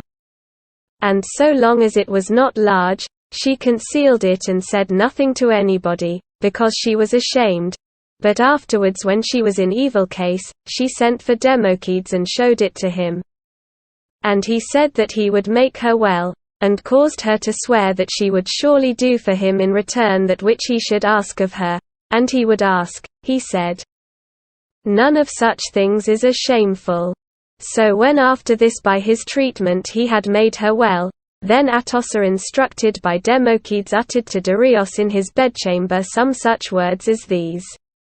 O king, though thou hast such great power, thou dost sit still, and dost not win in addition any nation or power for the Persians. And yet it is reasonable that a man who is both young and master of much wealth should be seen to perform some great deed, in order that the Persians may know surely that he is a man by whom they are ruled. It is expedient indeed in 2 ways that thou shouldest do so. Both in order that the Persians may know that their ruler is a man, and in order that they may be worn down by war and not have leisure to plot against thee. For now thou mightest display some great deed, while thou art still young, seeing that as the body grows the spirit grows old also with it, and is blunted for every kind of action. Thus she spoke according to instructions received, and he answered thus, Woman, thou hast said all the things which I myself have in mind to do. For I have made the plan to yoke together a bridge from this continent to the other and to make expedition against the Scythians. And these designs will be by way of being fulfilled within a little time. Then Atossa said, Look now, forbear to go first against the Scythians. For these will be in thy power whenever thou desirest, but do thou, I pray thee, make an expedition against Hellas, for I am desirous to have Lacedaemonian women and Argive and Athenian and Corinthian for attendants, because I hear of them by report, and thou hast the man who of all men is most fitted to show thee all things which relate to Hellas and to be thy guide, that man, I mean, who healed thy foot. Darius made answer, Woman, since it seems good to thee that we should first make trial of Hellas, I think it better to send first to them men of the Persians together with him of whom thou speakest, to make investigation, that when these have learnt and seen, they may report each several thing to us, and then I shall go to attack them with full knowledge of all. Thus he said, and he proceeded to do the deed as he spoke the word, for as soon as day dawned, he summoned 15 Persians, men of repute, and bade them pass through the coasts of Hellas in company with Democedes, and take care not to let Democedes escape from them, but bring him back at all costs. Having thus commanded them, next he summoned Democedes himself and asked him to act as a guide for the whole of Hellas and show it to the Persians, and then return back, and he bade him take all his movable goods and carry them as gifts to his father and his brothers, saying that he would give him in their place many times as much. And besides this, he said, he would contribute to the gifts a merchant ship filled with all manner of goods, which should sail with him. Darius, as it seems to me, promised him these things with no crafty design, but Democedes was afraid that Darius was making trial of him, and did not make haste to accept all that was offered, but said that he would leave his own things where they were, so that he might have them when he came back. He said however that he accepted the merchant ship which Darius promised him for the presents to his brothers. Darius then, having thus given command to him also, sent him away to the sea. So these, when they had gone down to Phoenicia and in Phoenicia to the city of Sidon, forthwith manned 2 triremes, and besides them they also filled a large ship of burden with all manner of goods. Then when they had made all things ready they set sail for Hellas, and touching at various places they saw the coast regions of it and wrote down a description, until at last, when they had seen the greater number of the famous places, they came to Tarasan, Italy. There from complaisance to Democedes Aristophilides the king of the Tarentines unfastened and removed the steering oars of the Median ships, and also confined the Persians in prison, because, as he alleged, they came as spies. While they were being thus dealt with, Democedes went away and reached Croton, and when he had now reached his own native place, Aristophilides set the Persians free and gave back to them those parts of their ships which he had taken away. The Persians then sailing thence and pursuing Democedes reached Croton. And finding him in the marketplace they laid hands upon him, and some of the men of Croton fearing the Persian power were willing to let him go. But others took hold of him and struck with their staves at the Persians, who pleaded for themselves in these words, Men of Croton, take care what ye are about. Ye are rescuing a man who was a slave of King Darius and who ran away from him. How, think you, will King Darius be content to receive such an insult? And how shall this which ye do be well for you? If ye take him away from us, against what city, think you, shall we make expedition sooner than against this? And what city before this shall we endeavor to reduce to slavery? Thus saying they did not however persuade the men of Croton. But having had Democedes rescued from them and the ship of burden which they were bringing with them taken away, they set sail to go back to Asia. And did not endeavor to visit any more parts of Hellas or to find out about them, being now deprived of their guide. This much however Democedes gave them as a charge when they were putting forth to sea, bidding them say to Darius that Democedes was betrothed to the daughter of Melon. For the wrestler Melon had a great name at the king's court, and I suppose that Democedes was urgent for this marriage, spending much money to further it, in order that Darius might see that he was held in honor also in his own country. The Persians however, after they had put out from Croton, were cast away with their ships in Iapygia. And as they were remaining there as slaves, Gylos a Tarentine exile rescued them and brought them back to King Darius. In return for this Darius offered to give him whatsoever thing he should desire, and Gylos chose that he might have the power of returning to Taras, narrating first the story of his misfortune. And in order that he might not disturb all Hellas, as would be the case if on his account a great armament should sail to invade Italy. He said it was enough for him that the men of Knidos should be those who brought him back, without any others, because he supposed that by these, who were friends with the Tarentines, his return from exile would most easily be effected. Darius accordingly having promised proceeded to perform. For he sent a message to Knidos and bade them bring back Gylos to Taras, and the men of Knidos obeyed Darius, but nevertheless they did not persuade the Tarentines. And they were not strong enough to apply force. Thus then it happened with regard to these things, and these were the first Persians who came from Asia to Hellas. And for the reason which has been mentioned these were sent as spies. After this King Darius took Samos before all other cities, whether of Hellenes or barbarians. And for a cause which was as follows: when Cambyses the son of Cyrus was marching upon Egypt, many Hellenes arrived in Egypt, some, as might be expected, joining in the campaign to make profit. And some also coming to see the land itself.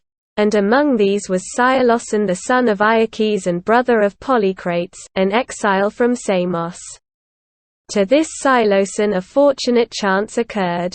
Which was this: he had taken and put upon him a flame-colored mantle, and was about the marketplace in Memphis, and Darius, who was then one of the spearmen of Cambyses and not yet held in any great estimation, seeing him had a desire for the mantle, and going up to him offered to buy it.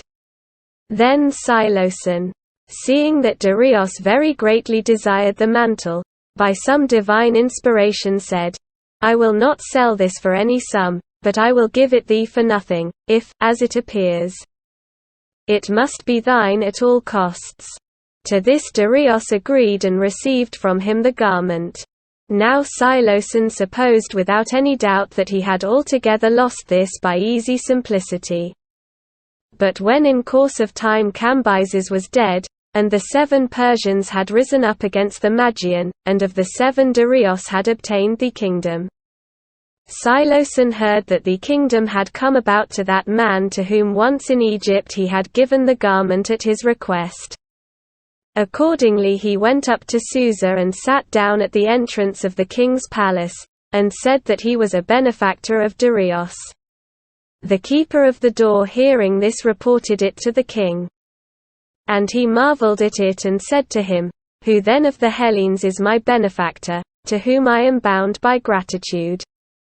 Seeing that it is now but a short time that I possess the kingdom. And as yet scarcely one of them has come up to our court, and I may almost say that I have no debt owing to a Hellene.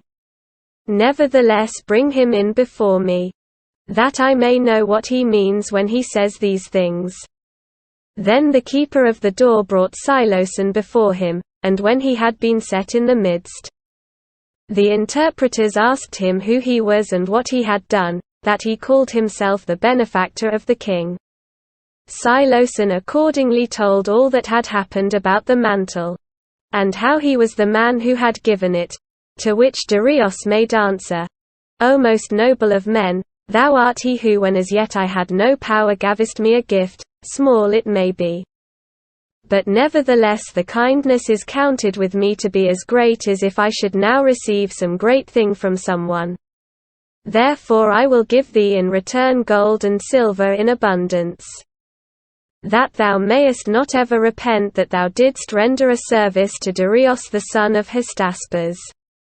To this Siloson replied, "To me, O king, give neither gold nor silver. But recover and give to me my fatherland Samos, which now that my brother Polycrates has been slain by Oroets is possessed by our slave. This give to me without bloodshed or selling into slavery." Darius having heard this prepared to send an expedition with Otanes as commander of it, who had been one of the 7, charging him to accomplish for Siloson all that which he had requested. Otanes then went down to the sea coast and was preparing the expedition. Now Myandrios the son of Myandrios was holding the rule over Samos, having received the government as a trust from Polycrates, and he, though desiring to show himself the most righteous of men, did not succeed in so doing, for when the death of Polycrates was reported to him, he did as follows.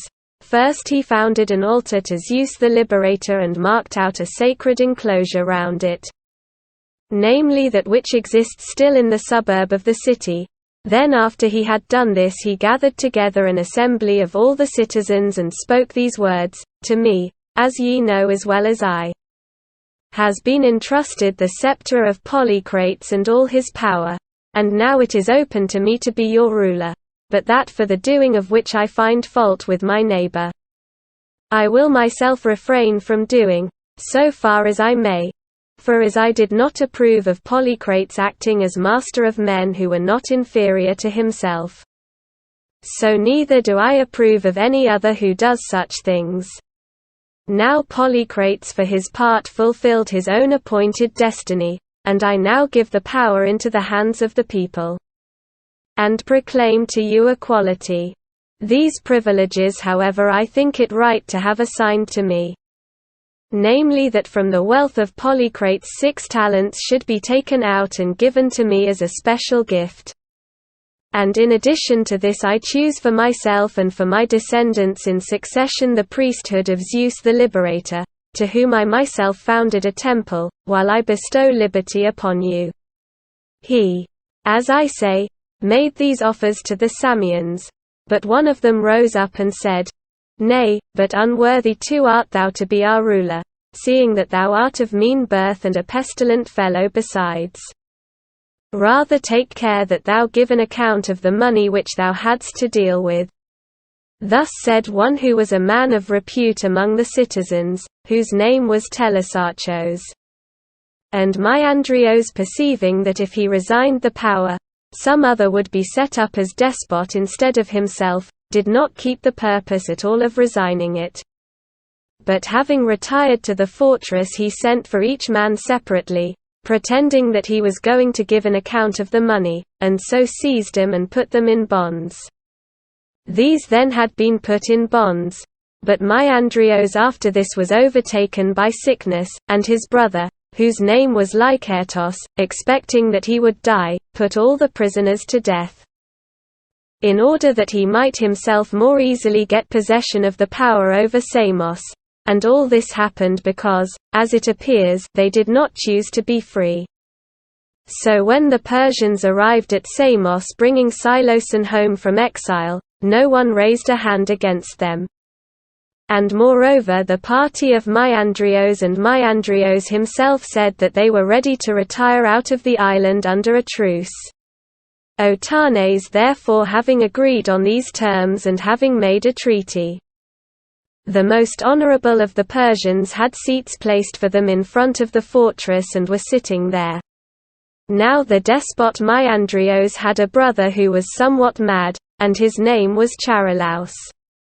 This man for some offence which he had been committed had been confined in an underground dungeon, and at this time of which I speak, having heard what was being done and having put his head through out of the dungeon, when he saw the Persians peacefully sitting there, he began to cry out and said that he desired to come to speech with Myandrios.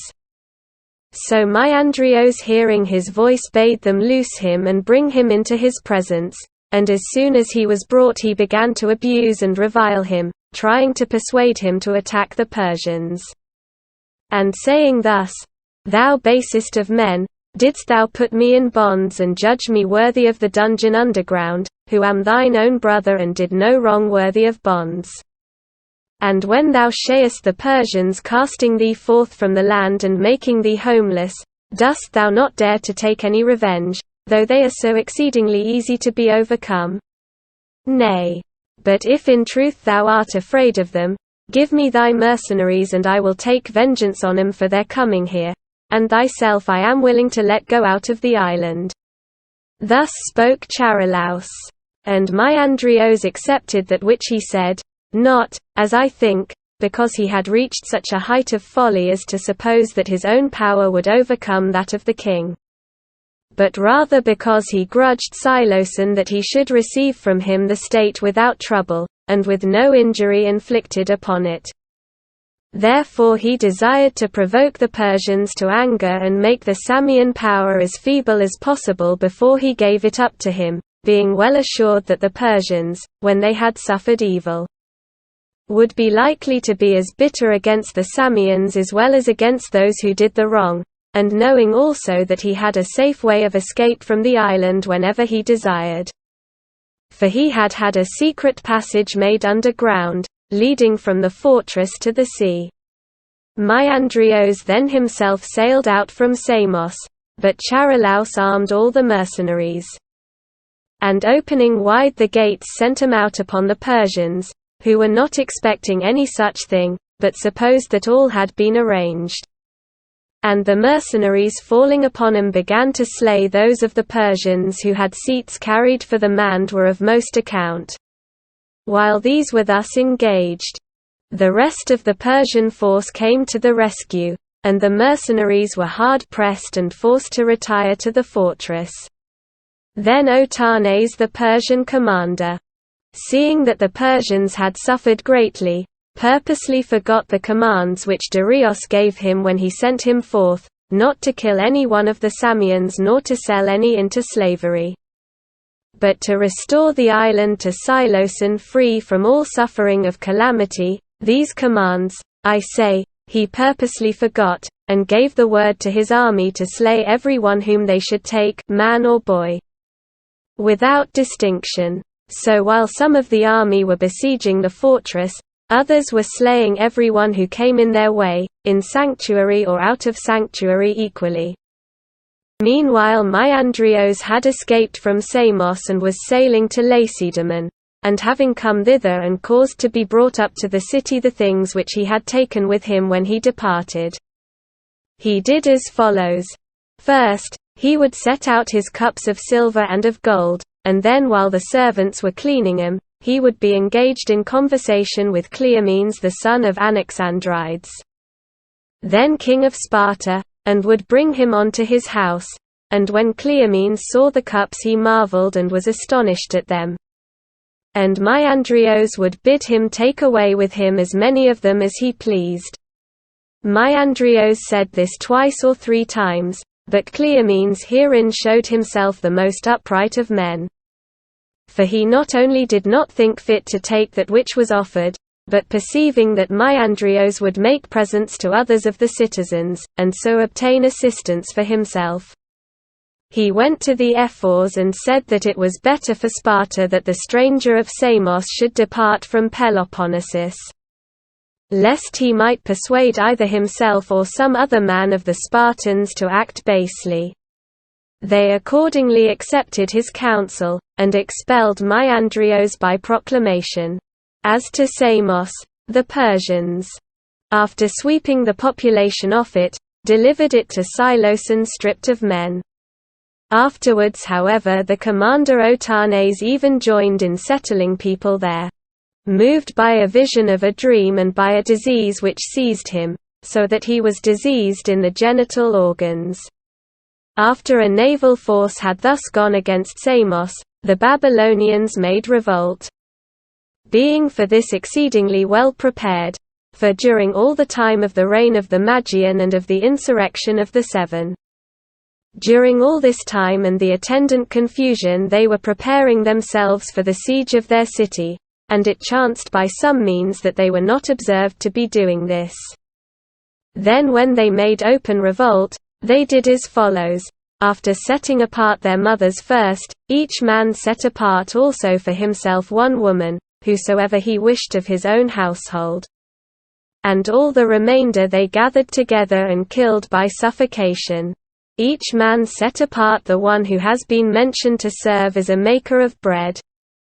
And they suffocated the rest in order that they might not consume their provisions. Darius, being informed of this and having gathered together all his power, made expedition against them. And when he had marched his army up to Babylon, he began to besiege them, but they cared nothing about the siege. For the Babylonians used to go up to the battlements of the wall and show contempt of Darius and of his army by gestures and by words, and one of them uttered this saying, "Why, O Persians, do ye remain sitting here, and not depart? For then only shall ye capture us, when mules shall bring forth young." This was said by one of the Babylonians, not supposing that a mule would ever bring forth young. So when a year and 7 months had now passed by, Darius began to be vexed and his whole army with him, not being able to conquer the Babylonians. And yet Darius had used against him every kind of device and every possible means, but not even so could he conquer them. Though besides other devices he had attempted it by that also with which Cyrus conquered them, but the Babylonians were terribly on their guard and he was not able to conquer them. Then in the 20th month there happened to Zopyros the son of that Megabyzos who had been of the 7 men who slew the Magian, to this Zopyros, I say, son of Megabyzos, there happened a prodigy. One of the mules which served as bearers of provisions for him produced young, and when this was reported to him, and Zopyros had himself seen the foal, because he did not believe the report, he charged those who had seen it not to tell that which had happened to anyone, and he considered with himself what to do. And having regard to the words spoken by the Babylonian, who had said at first that when mules should produce young, then the wall would be taken, having regard, I say, to this ominous saying, it seemed to Zopyros that Babylon could be taken, for he thought that both the man had spoken and his mule had produced young by divine dispensation. Since then it seemed to him that it was now fated that Babylon should be captured, he went to Darius and inquired of him whether he thought it a matter of very great moment to conquer Babylon. And hearing in answer that he thought it of great consequence, he considered again how he might be the man to take it and how the work might be his own. For among the Persians benefits are accounted worthy of a very high degree of honor. He considered accordingly that he was not able to make conquest of it by any other means, but only if he should maltreat himself and desert to their side. So, making light esteem of himself, he maltreated his own body in a manner which could not be cured.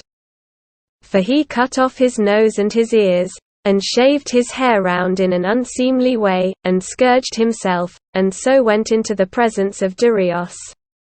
And Darius was exceedingly troubled when he saw the man of most repute with him thus maltreated, and leaping up from his seat he cried aloud and asked him who was the person who had maltreated him, and for what deed. He replied, "That man does not exist, excepting thee, who has so great power as to bring me into this condition, and not any stranger, O king, has done this, but I myself to myself.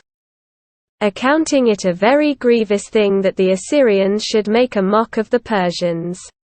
He made answer, Thou most reckless of men!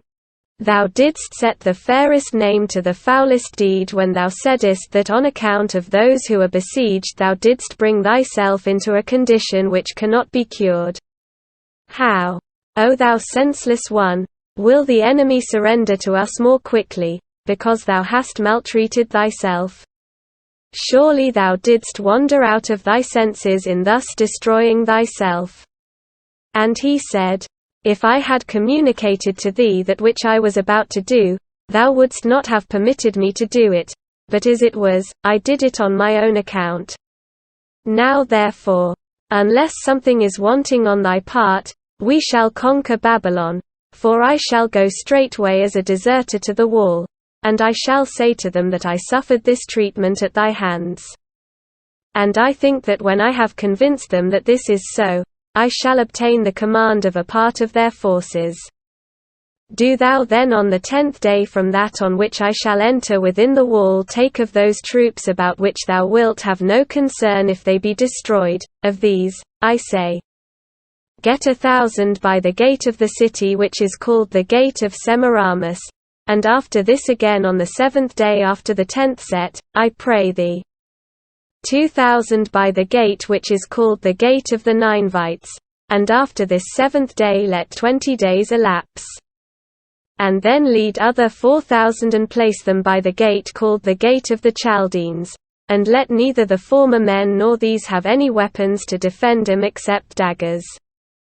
But this weapon let them have. Then after the 20th day at once bid the rest of the army make an attack on the wall all round, and set the Persians, I pray thee, by those gates which are called the gate of Bellows and the gate of Kissia. For, as I think, when I have displayed great deeds of prowess, the Babylonians will entrust to me, besides their other things, also the keys which draw the bolts of the gates. Then after that it shall be the care of myself and the Persians to do that which ought to be done. Having thus enjoined he proceeded to go to the gate of the city. Turning to look behind him as he went, as if he were in truth a deserter, and those who were set in that part of the wall, seeing him from the towers ran down. And slightly opening one wing of the gate asked who he was, and for what purpose he had come. And he addressed them and said that he was Zopharos, and that he came as a deserter to them. The gatekeepers accordingly when they heard this led him to the public assembly of the Babylonians, and being introduced before it he began to lament his fortunes, saying that he had in fact suffered at his own hands, and that he had suffered this because he had counseled the king to withdraw his army. Since in truth there seemed to be no means of taking the town.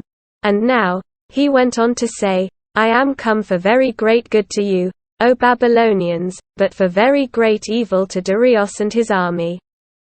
And to the Persians, for he shall surely not escape with impunity for having thus maltreated me, and I know all the courses of his counsels. Thus he spoke, and the Babylonians, when they saw the man of most reputation among the Persians deprived of nose and ears and smeared over with blood from scourging, supposing assuredly that he was speaking the truth and had come to be their helper, were ready to put in his power that for which he asked them. And he asked them that he might command a certain force.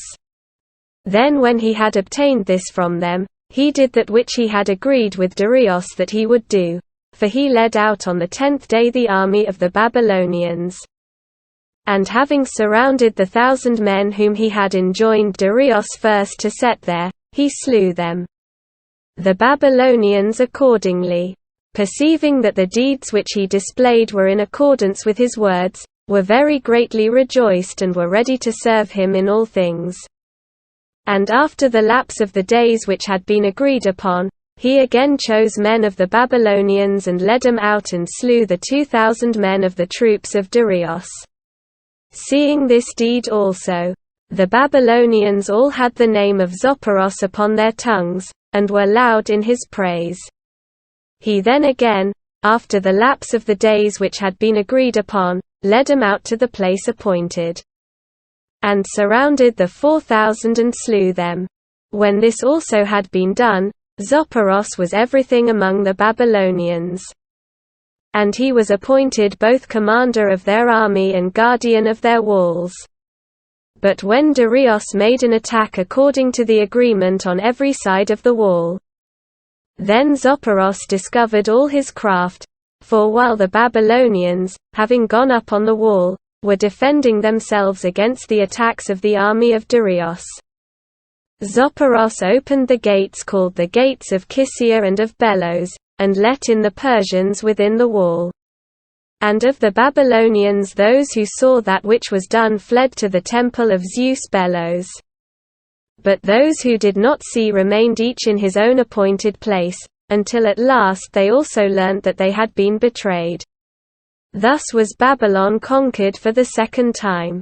And Darius, when he had overcome the Babylonians, first took away the wall from round their city and pulled down all the gates, for when Cyrus took Babylon before him, he did neither of these things. And secondly, Darius impaled the leading men to the number of about 3,000, but to the rest of the Babylonians he gave back their city to dwell in. And to provide that the Babylonians should have wives, in order that their race might be propagated, Darius did as follows, for their own wives, as has been declared at the beginning. The Babylonians had suffocated, in provident care for their store of food. He ordered the nations who dwelt round to bring women to Babylon, fixing a certain number for each nation, so that the sum total of 50,000 women was brought together, and from these women the present Babylonians are descended. As for Zopyros, in the judgment of Darius no one of the Persians surpassed him in good service, either of those who came after or of those who had gone before, excepting Cyrus alone. For to Cyrus no man of the Persians ever yet ventured to compare himself. And Darius is said to have declared often that he would rather that Zopyros were free from the injury than that he should have 20 Babylons added to his possession in addition to that one which he had. Moreover, he gave him great honors, for not only did he give him every year those things which by the Persians are accounted the most honorable, but also he granted him Babylon to rule free from tribute, so long as he should live, and he added many other gifts. The son of this Zopyros was Megabizos, who was made commander in Egypt against the Athenians and their allies, and the son of this Megabizos was Zopyros, who went over to Athens as a deserter from the Persians. The end of the third book. Thank you for watching.